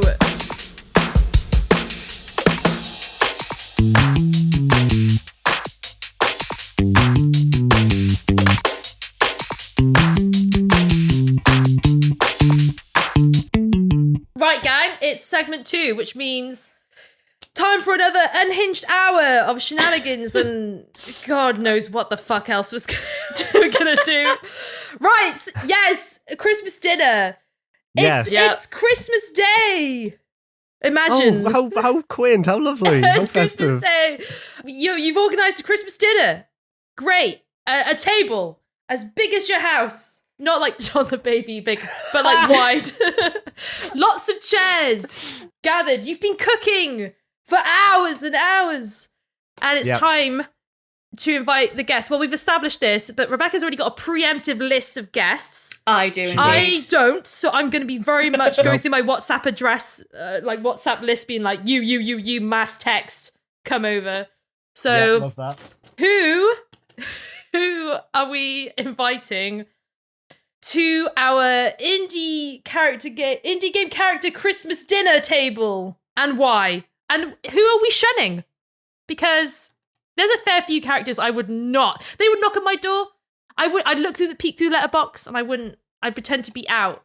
I try and pretend to be out, even though there'd be music playing and Christmas lights Day. on. Christmas lights on. Christmas Day. It's very As you open the letterbox phone. to look at that little prick from Braid, I you was can gonna just say. hear Jonah Louis Stop the Cavalry booming out. And then you open the door and kick that little monster. You know what? As far as he can go. I would open the letterbox to peek, and he's just the right height for the letterbox. So it'd just be his eyeballs staring back into my Look own. him directly in the eye. And I would Oh. have to let him in then. But you know what? Yeah, the little preppy boy from Braid, absolutely not. Yeah. He's not coming in anywhere near my absolutely Christmas dinner. If we're just starting off with him, fuck him. I would run him over with my car. Rebecca, who Yes, let's hit this list. like Dale's grandmother. Who is You you? mentioned Dale's grandmother and then asked me a question. I can't do it. Who would you invite to your? Because you've got a list. I want you to go first so I can think because I haven't made any notes for this section. I wrote an organised list. Only five people invited because it's not my house isn't huge. So you'd go for like a little cozy affair. Yeah, it's quite nice. It's quite cozy. So, and I have reasons for who I've invited. They're all unhinged reasons, but I have my reasons. Where shall I start? Oh my god. Do you ever realise how unhinged your own thinking was, and then that you're going to actually have to go and make it make sense? Yeah, are you saying that to me after the last hour? Is that a joke? I really am. It is a bit of a joke, to be honest, isn't it? Would it be better if we did the prompts and then you could answer them, or do you want to list them? I think I should list them quickly. Quickly list go over them and just be like, okay, so first 2 picks. Arrive as a pair, maybe as a couple, not sure, depends on which universe we're looking at, but you know I've always got to have some Monster Prom people here, right? It's my favourite, I've always got to have Monster Prom people. I thought the 5 was the whole Monster Prom. It's just all Monster Proms. For my very select Christmas dinner, I've just got Damien and Liam because they star in the Christmas route where you learn about Catalan Christmas traditions. And I thought that would be really cool. It would be really cool. They would tell you a lot about the caganer and all of the interesting things that happen in a traditional Catalan Christmas, and that would be really nice. So that's a really good, thoughtful here reason. They are. Next, I have a visual. Oh, she has a Two visual. people get to enjoy, and everyone else gets to imagine. Because last Christmas in my real life, I got home to my parents' house to celebrate Christmas, and this lovely lady was actually waiting for me there, and I got to introduce my new wife to my parents. This is Lynetta from Sucker for Love, represented in plushie form. She's so cute. That's an amazing plush. It's a makeshift plush. They do great plushies. They are great. Those great plushies. Yeah. But yeah, I literally, because it was late and I'm weird, went downstairs with it and said, Mum, Dad, I want you to meet my fiancé. They didn't quite know what to do about that. But yeah, she's a Cthulhu lady with pink hair. She's so cute. Her eyes. I know, she's so gorgeous. Nice. So she's here meeting family again. I've also, because I've just finished playing it, I decided I would like to invite the kid from Full Void, the unnamed child protagonist of Full Void, because they need a square meal after everything they've been through. So they're here, bless their heart. And finally, and this actually, I would like to shout out friend of the podcast Mick for this suggestion, because I was like, 4 people doesn't seem like enough. Mick. Help me with one more. And he made the really good point that the player character from Journey just looks super Christmassy. They're basically a Christmas tree. Oh yeah, they do. Oh, that is a good one. You know, they've got the lovely scarf. They're all like reds and golds and like white stripes and stuff in their outfit. They just sing lovely chimes all the time. They would be a really Christmassy companion. So those are my 5 dinner guests. That's such good choices. I love that. Is really good. As always, you've thought about this in like a practical, and you're gonna have a great Christmas dinner. You're gonna have an amazing Christmas dinner. Yeah, I did realise once I'd finished making the list that only maybe 2 of my guests can actually eat food, but it's gonna be okay. Well, if anything, you just get more stuff to pick at on Christmas Day evening, which is always the best time to have. Absolutely. Christmas dinner in our house lasts about 3 days, so... That is a really good list. Also, incredible one list. of our prompts was who would be, like, the best dressed. And as an example, I gave the Fleabag jumpsuit. Your Cthulhu girlfriend Isn't she wearing 1,000 almost the exact same? turn up That's in the what Fleabag I have jumpsuit. got for that prompt, you better believe it. I'm like, look at my wife, look at her dress. That is so good. Can you read out some of the prompts? And then, because I forgot what the prompts were. Yes. Honestly, I front-loaded all of my effort into the first half of this podcast. I apologise so much. I have the prompts. I will read them out. So that one, actually, we can start with that one. So your Cthulhu girlfriend also would dress the most amazing ever. Who else do we think would come? And not to show off, they just naturally dress super great. I'm having a little look through my frog detective. He just comes in like a full-on suit. You know what? Absolutely would. Absolutely would. This is where me and you share the same brain, because I was thinking Peppino Spaghetti from Pizza Tower for some reason, but like in a suit and tails, doing like that goofy smile he does when you open the door, like it plays like the duh noise when you open the door, like. That's the chef? Yeah, that's the main character. Yeah, the chef. Yeah. He'd be cooking.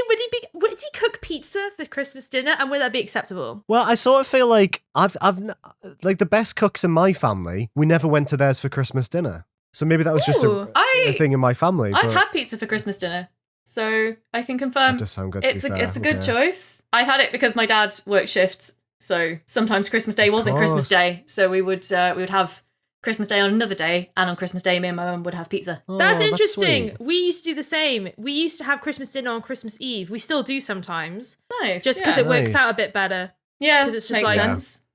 And also, you don't have to cook on Christmas Day. You can just relax and eat a whole tin of Quality Streets and not feel like you have to cook anything afterwards. Good choice. Good choice. We could have assigned the Quality Street sweets to indie game characters. Next time. Next year. Next year. That's next Christmas. Next Christmas sorted. Who's the green triangle and why are they a flop? And it's probably the Braid Kid. Okay, moving on. Actually, but who's the toffee coin? Who's the toffee coin, though? That's the toffee coin is the MVP, right? We can all agree on that. Yeah, I think so. I'm partial to. Obviously, I'm vegan, so I don't eat them anymore. But I am partial to the caramel one. The purple one. Caramel one's good. And then when they released like just the ones with the that's great. Yeah, okay, right. So right, let me go through this list. Okay. Who brings the most expensive wine as a week flex? And then on top of that, won't stop going on about it. And won't stop going on about the vineyard it's from. Ooh, you should go there. No, I'm going to have bottom shelf wine. I don't need you all into my business telling me what wine to get. And this is not from true experiences. Who's doing that? Oh, for sure the hipster vampire from Monster Prom. And the most galling part is he can't even drink the wine. Oh, yeah. Yeah. Oh, that's good. That's very good. Yeah, he's giving that energy. I feel like Veronica Valenci from Overboard. I bring her up a lot just because I think she would literally be that person. She's a boozy bitch. Absolutely. Yeah. You know what? The wine would be so fucking good. She would not tell a lie. Yeah. No. I'd be like, you know what? 1920s wine. Yeah. It'd be like, It would be good wine, but would it be worth what you had to go through to get it? She'd kill like one or two people at the dinner table, but... Yeah. So would Vampire Liam. I think that just complete decimation of the guest list by the time you even get... True. Yeah, I'm thinking of games where you drink alcohol, so definitely the barman from Red Strings would be all about that. Love him, but also can you not stop going on about how amazing this wine is? What are the Valhalla, the characters from that, where you make cocktails, the barman person from that. Good. Anyone who like works with alcohol or anything.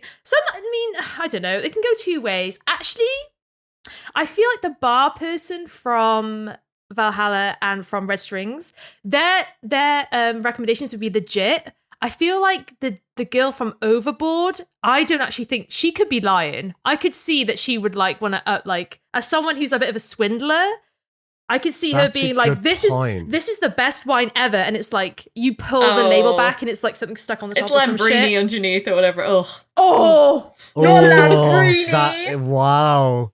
Okay, who's bringing Lambrini? I don't think she'd be that do you know what? But who is? Do you know who Lambrini? I think would do that more than Veronica? I think King Dice from Cuphead. I can imagine him like, and the way he'd like present it, and like the label would slightly flop off, and he'd like push it back on. And I can literally imagine the animation for that. Yeah, you can see it, can't you? Oh my god. Yeah, that pencil mustache tells a lot. Says a lot. Yeah. Who's arriving drunk? Who has not even stepped through the door and is already off their tits? And why is it Harry from Disco Elysium? It's definitely Harry from Disco Elysium. Yes. Right? Yeah, this question was definitely for him. Bless him. And I think he would be up for, like in Christmas spirits. Like I genuinely think he'd be trying, like wanting to have a good time, but he'd be so off his face. And Kim would be there. Love Kim. Absolutely. Kim would be like, is there a +1? Be honest, is this a situation where you wanted to invite Kim, but you knew you had to invite Harry as well? Like, 100%. Yes. It's like, invite Kim. Can I bring a +1? Is it going to be... you can't really like say no at this point. Yeah, and then you put a good track on, and then Harry's all up in the like singing to the music. But what Christmas song would he sing to though? Like, what's the worst Christmas song to like get up and sing? Is it A Spaceman Came Traveling? Because it's like it's not like no, you know what it enough is? to like get into it. It's surely the power of love. That is more of a that'd be power some of hell love. of a one to butcher at karaoke. So Yeah, very good point. Sorry. But yeah, he's definitely up there. Is there anyone else we think would arrive absolutely smashed? Well, my brain is so COVID riddled that all I could think of is Tim, the terrible boy from Braid. He would definitely turn up. Is his drunk. name Tim? Slam the door. We're not home. His name's Tim. I googled it. Okay, Tim's out there. You're great. Tim- but for Tim the this terrible boy. character, Tim the terrible boy, like just Tim, Tim, the terrible boy. stop. Tims need respect. They need more respect Tims, than this braid for too little long. boy. Tim's have been disrespected. Ugh, for fucking Thanks, Jonathan Blow. John Blow. God. I'm I'm not scrolling. gonna say anything. Scrolling. Let me see. Is there anyone else? Who needs a drink at a Christmas party? Okay, who needs a fucking and no kids from Full Void? Yeah. Yeah, no, that's fine. Just Who here. needs a drink? Ooh, oh my god. Um, The lass from On Guard. She would be such a hoot at a Christmas dinner. Oh, she'd be the best at a Christmas She'd bring party. good fucking wine. She would. What's her Yeah. name? No, Amelia. Let me quickly check. Yeah, her and her pirate GF as well. Both of them are welcome. They'd get into a fucking sword swashbuckling fight on the. They would like on the table. Oh my goodness. Yes. Absolutely, yeah. I can picture Miranda it. show. Adelia, yeah. De Volador. Absolutely, they'd be fighting on the table. As long as they don't knock over the food, as long as this is after, maybe like when Oh yeah. Christmas pudding's on there and no one gives a shit if that gets knocked Oh over. yeah, Like- when her boot just like absolutely like bunting Yeah. like a full Christmas pudding off the table. I saw an eyebrow raise there when I said that, Rebecca. Are you a Christmas pudding liker? I no, not particularly. Don't hate it. Oh, Don't okay, love that's it. all right then. Good. Sorry. I was probably still on the Sapphic sword fight in my mind, and that's probably where the eyebrow raise came from. If I'm being honest. That was a something Absolutely incredible. Sorry, I need to stop going off on tangents in my brain. We're recording this. It's happening now. Absolutely not. But also, can you please stop bringing up Sapphic sword fights if you want me to stay in the room, please? I mean, Nope. Okay, fair enough. never. I think if I know someone who needs a drink, and this is from recency buy-ins because I've just finished it, is James Savage from El Paso Elsewhere. Oh my god, that needs a man needs to fucking sit drink. the fuck down. And he Yeah. needs to fucking chill, have a glass of nice wine, Merlot. It's a nice sherry. God, oh, a And little a long sherry. Yeah, he needs to be put Yeah. to bed early. He needs an early fucking night. Little kiss on the touch. forehead. A little kiss on the forehead. Little sweet dreams. Sweet James. prince, please rest. Yeah. Oh. God, we need to fucking. We're going to talk about that game. In the we will yearly be talking roundup. Absolutely. I'll be talking about that next week. You better believe it. Yeah. Ooh. Cute. Okay. Anyone else for any drink-related situations? Alcohol. Drink-related situation. If not, we can move on to another liquid situation. Yeah, I think move on. Yeah. I think it's pretty Which- demonic to turn up drunk, but I also don't think it's a big deal if you're a demon. So I think you can just like Yeah, it's a pass. move along. Fair. Okay. Someone who you're sitting down for your Christmas meal. You know, you have a nice bit of gravy, but this person decimates your hard work with gravy. But like, okay, yeah, we all have gravy, I get it. But like, does your food have to be fucking swimming in gravy? Like, come on, who? It's an insult. It's an insult on the chef. Who is insulting you and your Christmas cooking? Who is doing that? Because I didn't prep, my first thought was Freddy Fazbear. So can someone else take over? Freddie Fazbear would be respectful. He would respect the work you've put in. He would not. He I would don't not think he insult would. you. What? Which Freddy are you thinking of? I'm thinking Five Nights because he's like nice now. He's not scary anymore. What? He's a nice not boy. scary Has this anymore? moved on since I last paid attention? in the recent game, you actually he's like a character you play as him and stuff. What? I am Is so that behind. Isn't he called Glam Rock Freddy? Yeah, that's Oh, I the have one. seen Is that Glam different Rock from Freddy Fazbear? I'm so sorry. I don't know my FNAF lore, but he's cute in the newer one. He's nice. Oh, all right. Okay. Cool. Oh well, original Freddy. Original Fazbear. Freddy, absolutely. This episode feels career-ending, doesn't it? Have you? Yeah, I'm a little worried. Okay, but like if he consumed gravy, that would get all up in his electronic parts and he would like die. Oh, yeah, he would, yeah. Imagine him just like fizzing out and like just like glitching at the dinner table. Yeah, that'd be kind of cool, actually. Oh. Also, is it Freddy Fazbear the animatronic, or is it the soul of a murdered child that inhabits it that wants to put the gravy on animatronic. Okay, cool. Wait, is that the story of, is that the plot of... Wait, you don't know? Oh, holy shit. Okay, sorry. Spoilers for the recent movie that I have not seen, but that is based on the Okay, 9-year-old but the game story's that actually I'm familiar with. pretty good. I really like the story. Yeah, it's like this story about a group of kids. Oh god, I'm gonna fuck this up. If there's any FNAF people out there, I am so fucking sorry. But it's like the idea that there was like a bunch of kids who got murdered and the murderers stuffed their bodies into the suits of animatronics, and now their souls occupy the different souls Oh my occupy the God. different And animatronics. that's why the Five Nights at Freddy's. And it's all spun up from that. There's like lore about the purple guy, the security guard, the bite of 80 whatever. Like there's like a whole history. The bite of 87. I've seen that on TikTok. There's so much. I don't know. That's generally the thing about is like, it, but there's a lot of FNAF lore.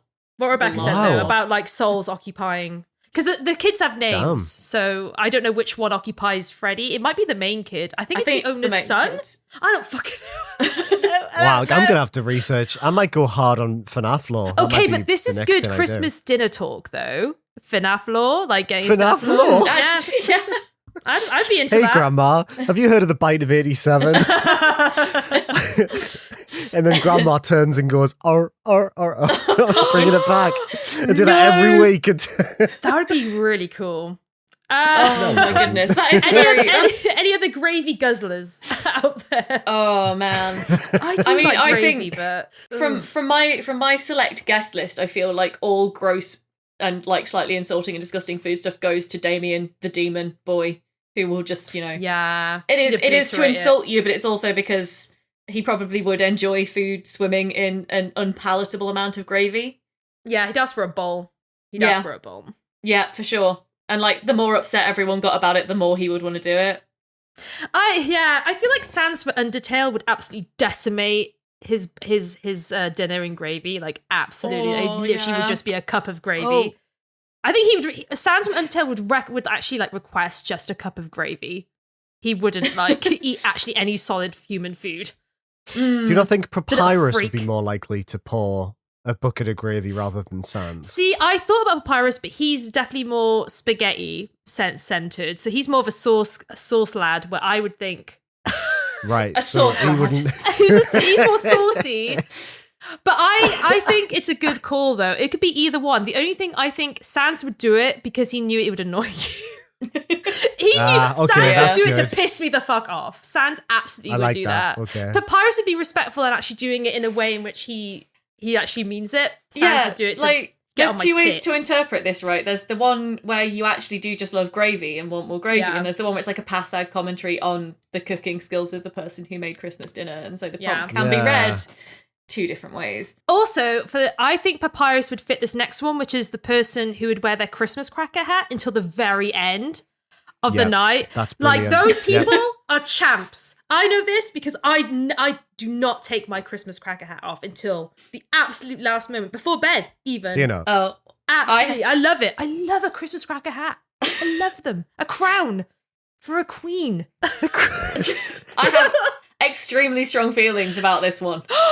Extremely strong feelings. Okay. See, at first, I was like, okay, so the kid from Full Void will keep their hat on, right? Because they're desperately searching to recapture the sense of family that they lost in the fall. And also because they've endured far worse physical torment than just having that itchy hat on for the entire meal. What is this game, Rebecca? Are we talking about this next episode? I really feel like I need to know more about this game. I have a sad story about Christmas cracker hats.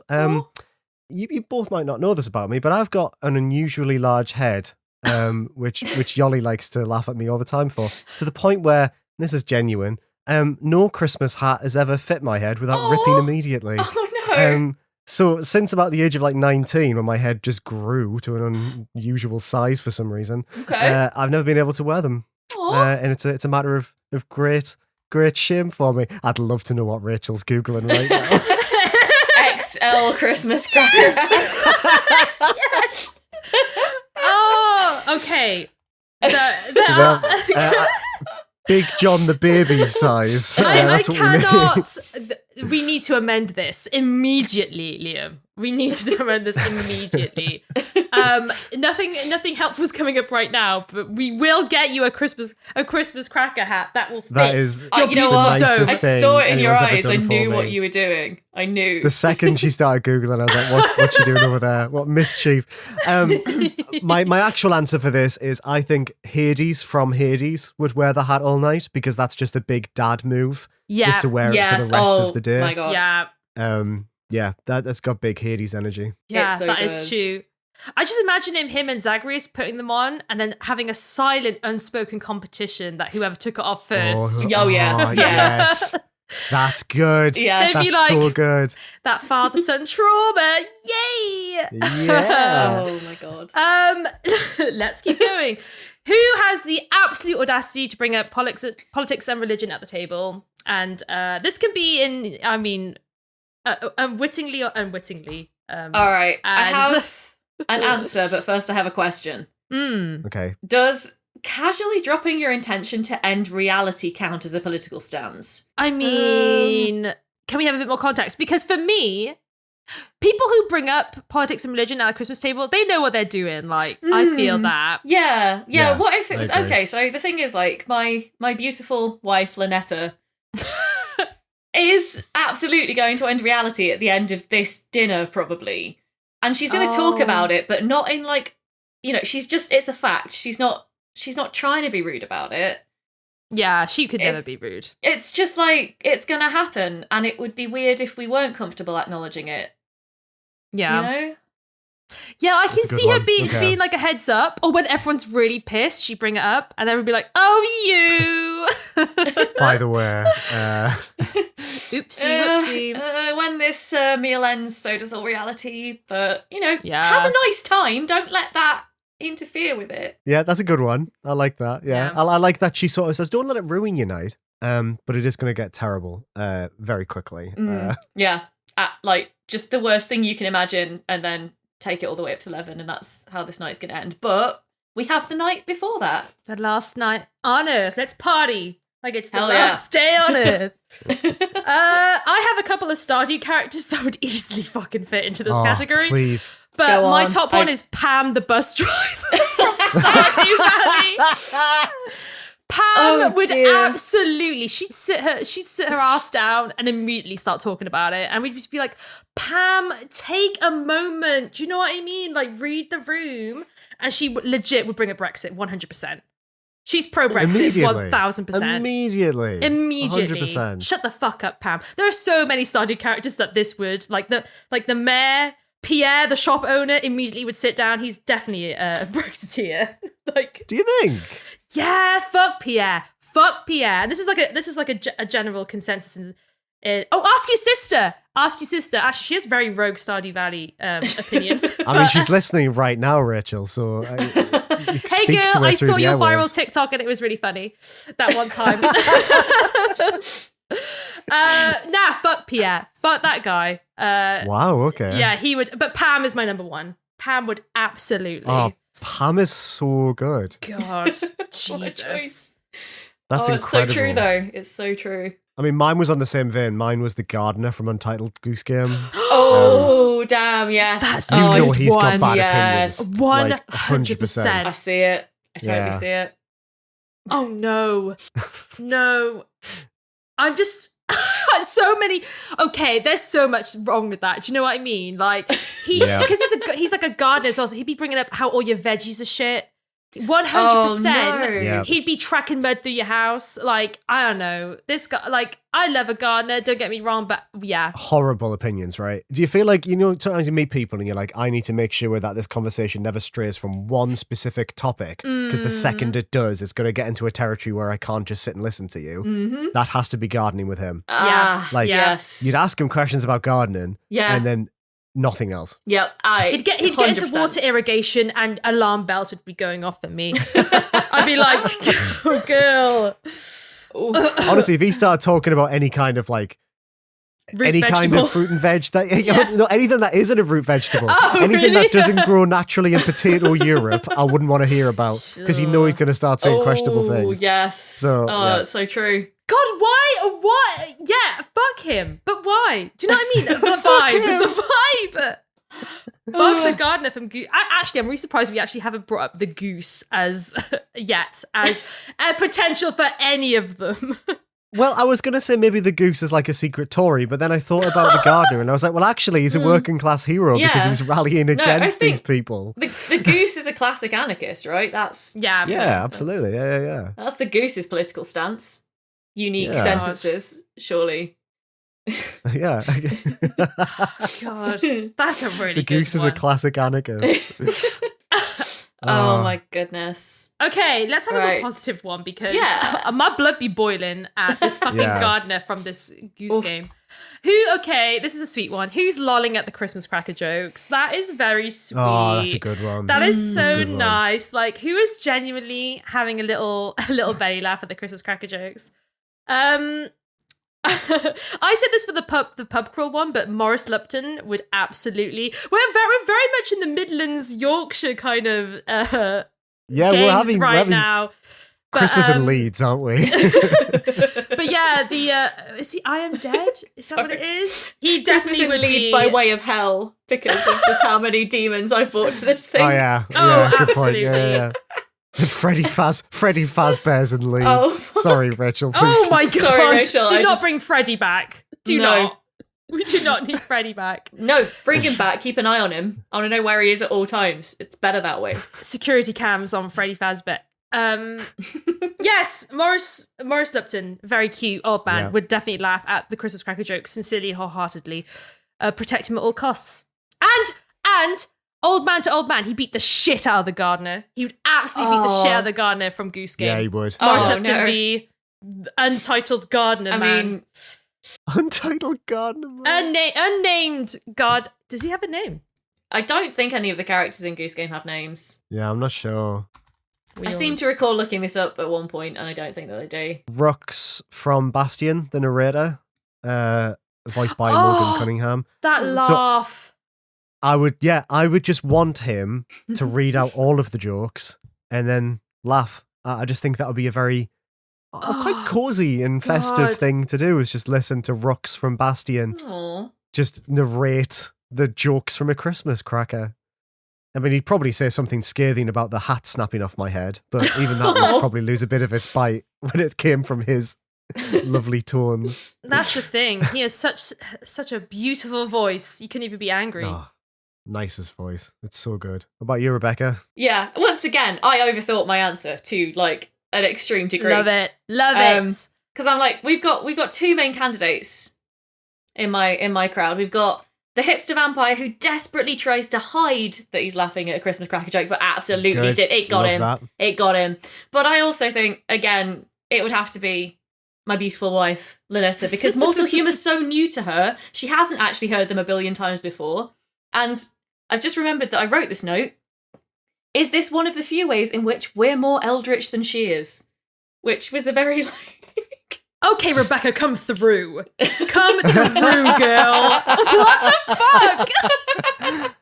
I don't know. I was having a weird moment when I wrote that, but I was like, wait a minute, like we feel this just this weariness, but also this like sense of, you know, time layering upon time when you hear these Christmas cracker jokes that you've heard every year of your life, no matter how long you've been alive. And is that not the soul of the eldritch? But because she is eldritch, she can just enjoy them for what they are. I fucking love you, Rebecca. Yeah. That is such a good answer. One of my favourite people on this planet. Yeah. Oh, thank you both. That's so sweet. Well, I'm never going to hear a Christmas cracker joke now without getting existential. That is incredible. Oh dear. That really is just just like, oh my God. I think genuinely, is that where we end that section? Because I think that might be the most brilliant ending to that we could have hoped for. Yes. Oh, shall we? That is I know really we have good. so many prompts, but I feel like we don't have time for all of them. We had a couple more, but I think... Do you have any favourites we've not hit yet? Because you sort of organised this dinner party. You I run through have a few one more. Okay, the one go. I quite Go, go. like is the person who is always asking, oh, can I do anything? Do you need any help? Can I help out? When, like, you're cooking. But, like, because they feel a bit awkward because it's like you have to chat to other people unless you're helping out, which I feel like it's all of us in a way. I could not. I would rather be doing something than like sitting down with a bunch of the unhinged characters we've chosen at Christmas dinner. I think it's quite a sweet one as well to end on. Like, yes. Are you trying to say you'd rather awkward. be in the kitchen helping, presumably me and Rebecca cook, instead of sitting in between Freddie Fazbear and Maurice Lupton? What a crowd! What a crew! At least I mean, that's with a that, wonderful I can Christmas kind of time. turn my chair away from Freddie, but imagine if, oh my god, Don't do that! Don't do that! That's not what we should do. Yeah, you got to keep your eyes on him at all times. I would accept my fate if I was sat next to him. Who invited him, Liam? Why did you invite him? He's not well. We went to uni together. Oh god. We worked at a restaurant together. Yeah, we did. I was the duck one. I don't know what their names are. Oh, Chica, I think. Chica, he just straight off the dome, you two knew that. That's I incredible. don't know how I know. I've never played one of these games. I've watched a Legendary little bit of streaming of lawkeeper them. Rebecca fucking knows this shit. Anything with law, Rebecca's got it. I just somehow good know point, it, even yeah. though I've never played them. I've watched, I think, Five Nights at Freddy 5 being streamed, and that's kind of it. But somehow There's it's just, 5 of them. oh, there's more. Oh, There's yeah. like 8 or 9 now. And the spin-offs. There's what? When did that happen? But yeah, somehow the law goes in, even if I'm Yeah. actively trying to keep it out. So And I watched like a 5-hour video on the FNAF law a year ago, which was pretty good actually, and I found very interesting, but that's why I half remember. Was that like a MatPat video or No. no? no. Silence. Silence. But do I want to get into MatPat on this podcast? No. No, let's just. No. I feel I've got no idea. This is incredible. It's so rare for me not to be so tuned into brain rot culture, but maybe I'm not a offline. fan. Offline. I'm not. Yeah, I'm good. You know, that's good for fair. him. Yeah, cool. Yeah. Moving on. Moving right along. Okay, characters that are adorable and want to help out. God. Yes, sure. Gives me a chance to give a role to the kid from Full Void, which I think they would be. I think they'd be in there trying to help. They'd also they're a little bit hungry already, so they're just like, you know, Yeah. That's if there's anything good. on the counter. Yeah. But also, like, sit down for God's sake. You've had such a day. Like, God, I'm so Oh, intrigued this is by the same this game. day. He finishes the day he has in Full Void at your I'm Christmas dinner. pretty sure.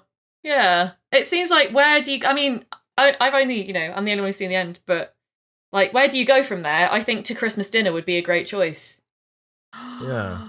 That is a good... I want to know more about this game so bad. I can't wait to talk about next Yeah, episode. I can't wait for next week. I sort of feel like probably like I was gonna say Fang from Goodbye Volcano High, but maybe Oh. any of them from Goodbye Volcano High Oh, yeah. would like offer to help, but what they'd really do is they just like sit on the counter and everyone in the kitchen Yeah, would just have you would nice, have nice a chats with them. constant rotation Yes.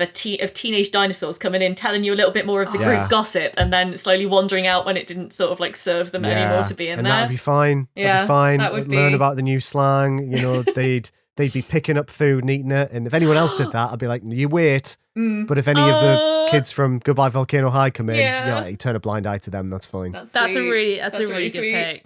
Yeah, Fang for sure. They'd be great. I'm scrolling through my Steam library. Nothing is popping out to me.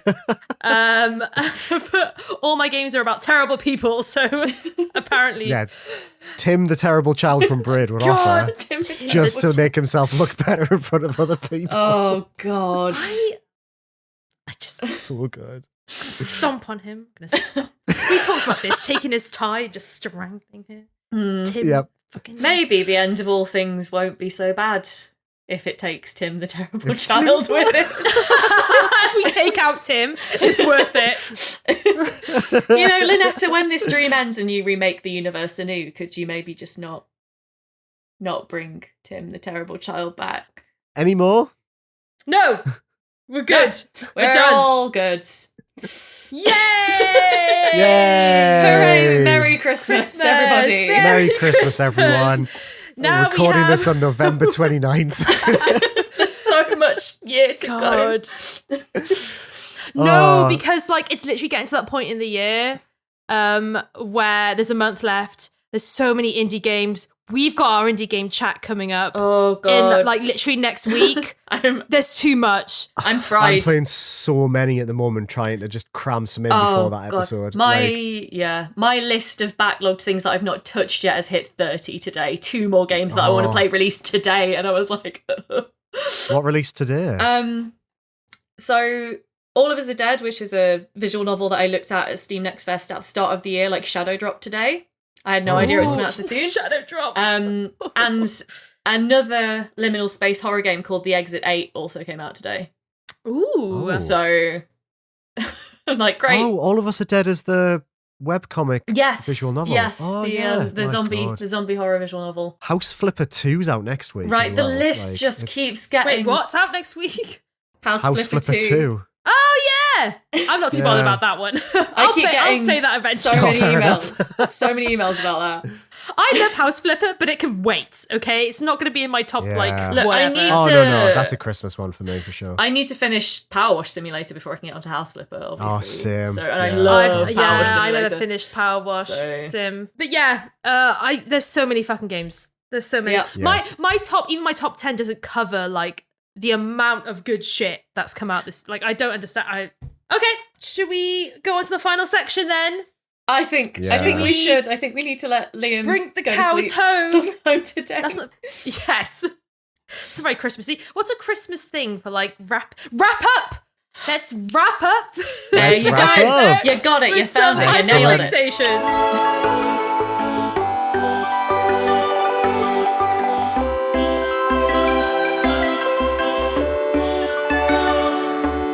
Hyperfixations. Hyperfixations. Yeah. Christmas. Well, not Christmas themed, but like, it is December, I guess. It's November. It's still very much November at the time of recording. Yes. Oh, God. Who wants to start with the hyperfixation? Who thought of one before recording? I did, so I'll go because mine is very quick. This week, I received issue 3 of A Profound Waste of Time, a limited run indie magazine/journal filled with long-form features about video games from some of our best and brightest. I've kickstarted all 3 of these, and they are some of my favourite things ever. I'm a huge fan of physical media, and physical writing and physical games publications, I think, is just some of my favourite things. But A Profound Waste of Time is so beautifully produced that it feels as much like you're holding an art book as much as a collection of essays by some really, really great writers. So issue 3, which just came out, you can buy it on the website. They redo the runs every so often, normally when a new one comes out. So they're kickstarting issue 4 right now. If you kickstart them, they're cheaper. So I think it's 25 quid to kickstart issue 4. I think it's 35 to buy them in back order. I read an amazing interview with Shu Takumi, the creator of Ace Attorney last night. Which revealed some incredible things. Like, did you know the case that happened in Phoenix's youth in the schoolroom actually happened to Shu Takumi? I'm assuming Rebecca already knows that. I did know that, but it's cool to hear him. It's cool to hear it confirmed because it has the feeling of an urban legend. So it's very cool to be like, oh yeah, no, he literally says in this interview. I also knew. Okay. He got a job at Capcom by doing a magic trick, and they were like, "You hired." That's awesome.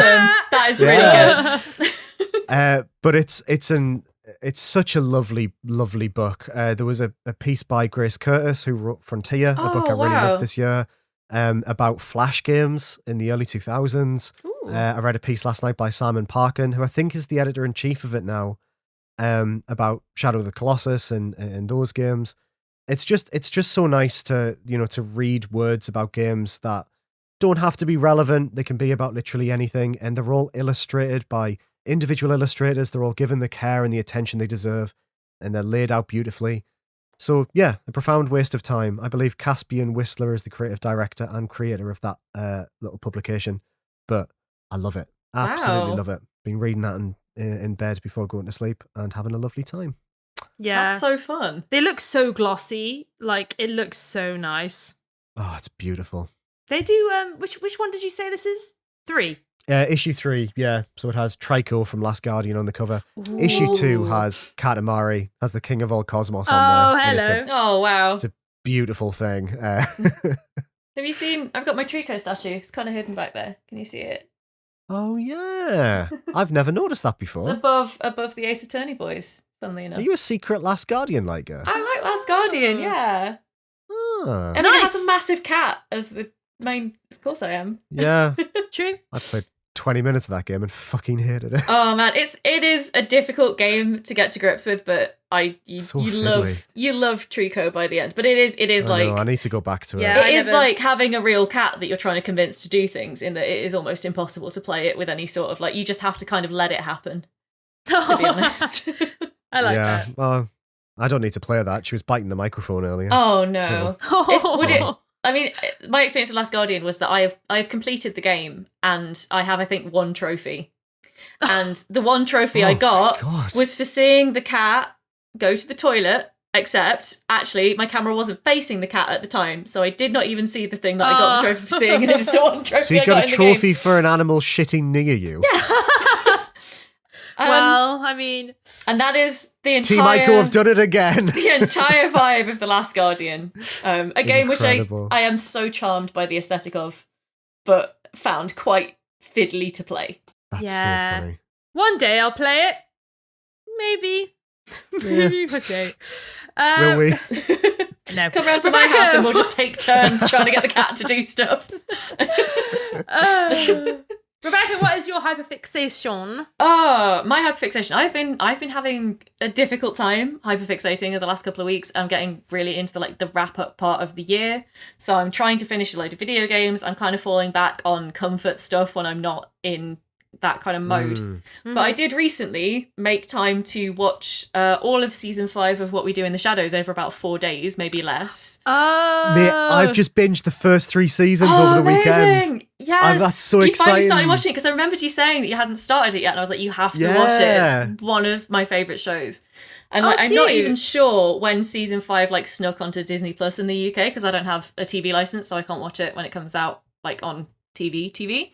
But yeah, I kind of became aware it was there, and I was like, I'm gonna watch it. And the first couple of episodes, I was like, I don't know, it's still funny, but is it like as good as it was in its prime? And then All it right. hit its stride. I kind of got to grips with what they were doing with the season, and I watched the last, I think, 6 episodes basically back to back. I was so hooked. Oh. It is still a very, very good show into its 5th season. Nandor got all the best lines this time. I think that's actually a strength of the show, is like, I feel every season one character kind of gets all the best lines, but it's quite fair because it's like, it's a different character every season. This was very much the Nandor season, in my opinion. God, I massively fell off at season 2, and I've been wanted to get back into it. And from the sounds of it, it sounds like season 5 is really good. I don't know why, I just kind of just fell out of it. It just happens sometimes. I It just get happens it, with yeah. anything, right? Like, but I've always really enjoyed it, and I can't kind of believe they're on season 5. It's like, Yeah, just Yeah. when did that happen? In wild. What is time, etc., etc. But yeah, I really still am loving that show. I mean, I think I was talking to a friend of the podcast, Mick, earlier, and just casually sat there and was like, there's not a single character on that show I wouldn't lay down my life for if required to. So I'm like, that's where I'm at. That's how I'm feeling. Even Colin Robinson. Yeah, I love Colin Robinson. I love Colin Robinson, but yeah. Oh, fair enough. my best friend is like obsessed with Colin Robinson. It's so funny. It's like really cute as well. So.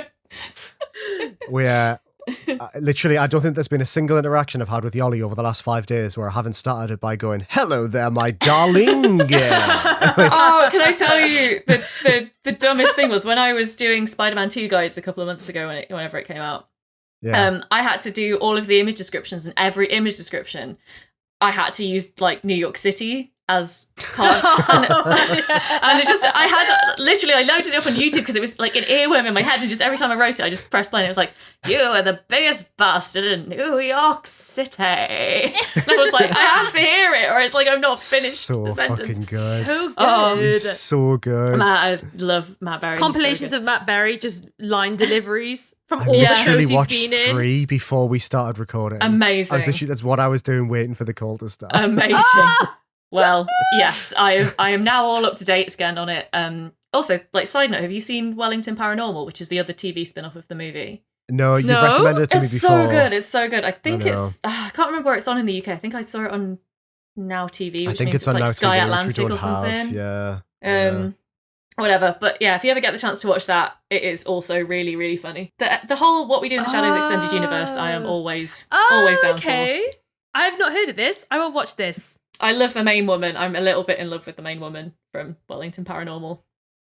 The cops from the movie. The cops from the movie, they're like the really, really useless cops from the movie, but they end up in like this X-Files secret bureau.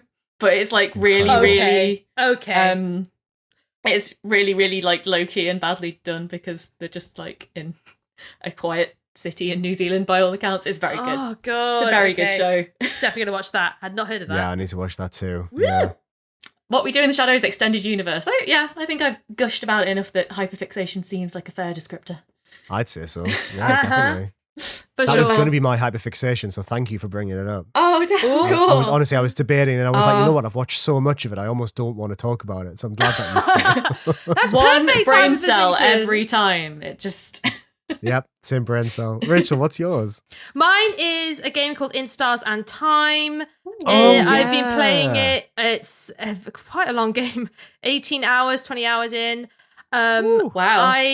We talk about hyperfixating a lot. Normally it's stuff that I'm kind of into. Jesus Christ, I stayed up till 1 a.m. just watching people on Discord chat about this game. Wow. I was my God. I was like, what? Well, because I'm not really, I like lore and stuff, but for me, I don't think, God, I don't think too much about like a lot when I play games. Like I follow the story and like, but things like very like small details or things that, I don't know, they can kind of zip on past me. So this is a game in which it deals very much in questions and lore. It's a video game about an RPG group going through a castle to defeat a king. But the idea is that the main character you play as is trapped in a time loop and the repercussions of that. And it's not just that they're trapped in a time loop, they are knowingly trapped in a loop. So every loop they remember. And it's how that affects the character's mental and physical state as they loop. I think I ended the whole game on like 100 loops. So imagine if someone had to go through that. It's fucked up. I love that. So yeah, that is so cool. It's a really, really good game. No, I mean, spoilers, I guess. It's definitely in my top 5 for sure. Games of the year. I knew it'd be good, but I was blown away by how much time and effort went into this game. It's queer as fuck, great representation. The characters are some of the best characters. I love them all. There's 5 of them. I love each and every one. The combat system is rock, paper, scissors based. It keeps it very interesting. Enemies you fight are really well designed. Yeah, but the idea of this game is also that there's a lot of stuff that, you know, if you don't poke around everywhere, you won't ever know. Secret endings, secret boss fights. So yeah, I stayed up until like 1 a.m. the other night watching people on the In Stars and Time Discord just chatting about it and being like, oh shit, I never knew that. And they were sharing clips as well. Like they were really into it. And I was like, I'm a lurker. Oh, wow. I am a lurker lurking on like, what does this mean? And what does this mean? And this character and that character.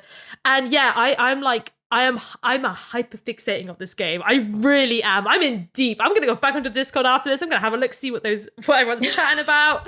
I will never contribute. I will never, because I don't know. I like just watching and reading people's theories about this game. And yeah, I'm in love with this game. It's great, and I'll talk about it more next time. But the hyperfixation is real.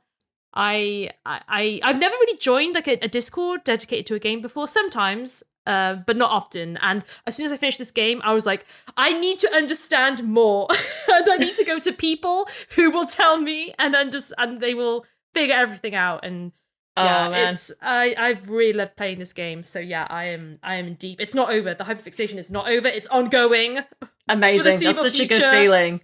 Oh, yes, man. I really want to play this now, but I feel like it'll destroy me. Yeah, it's Well, the top review just says this game made me realize I should probably see a therapist. I've already heard that from many games. I'm in. That's enough. That's all I need to hear. Yeah, it can.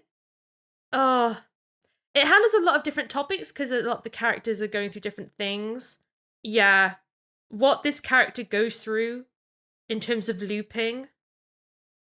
God, it does get that as an idea. That is very cool. Because, like, yeah, I'm pretty sure a lot of people like 100 to 150 loops is kind of the mark from what I've seen on the Discord. Holy shit! And you play through all of that. Actually, you probably as I played, have probably done more loops because I would save and then reload. The game encourages you to do that to kind of mess with these systems. So in terms of how many loops I've done, it's probably 120 or something. Like saving a lot. But wait, does the game play with your perception of the game state through saving and loading as well? So the game doesn't recognize that, but inherently some aspects of the game encourage you to do that, and other aspects that you can on purpose, the game will soft lock you. And to get out of being soft locked, you need to restart the day. So if you carry on that train of thought, that's good. Yeah, nice.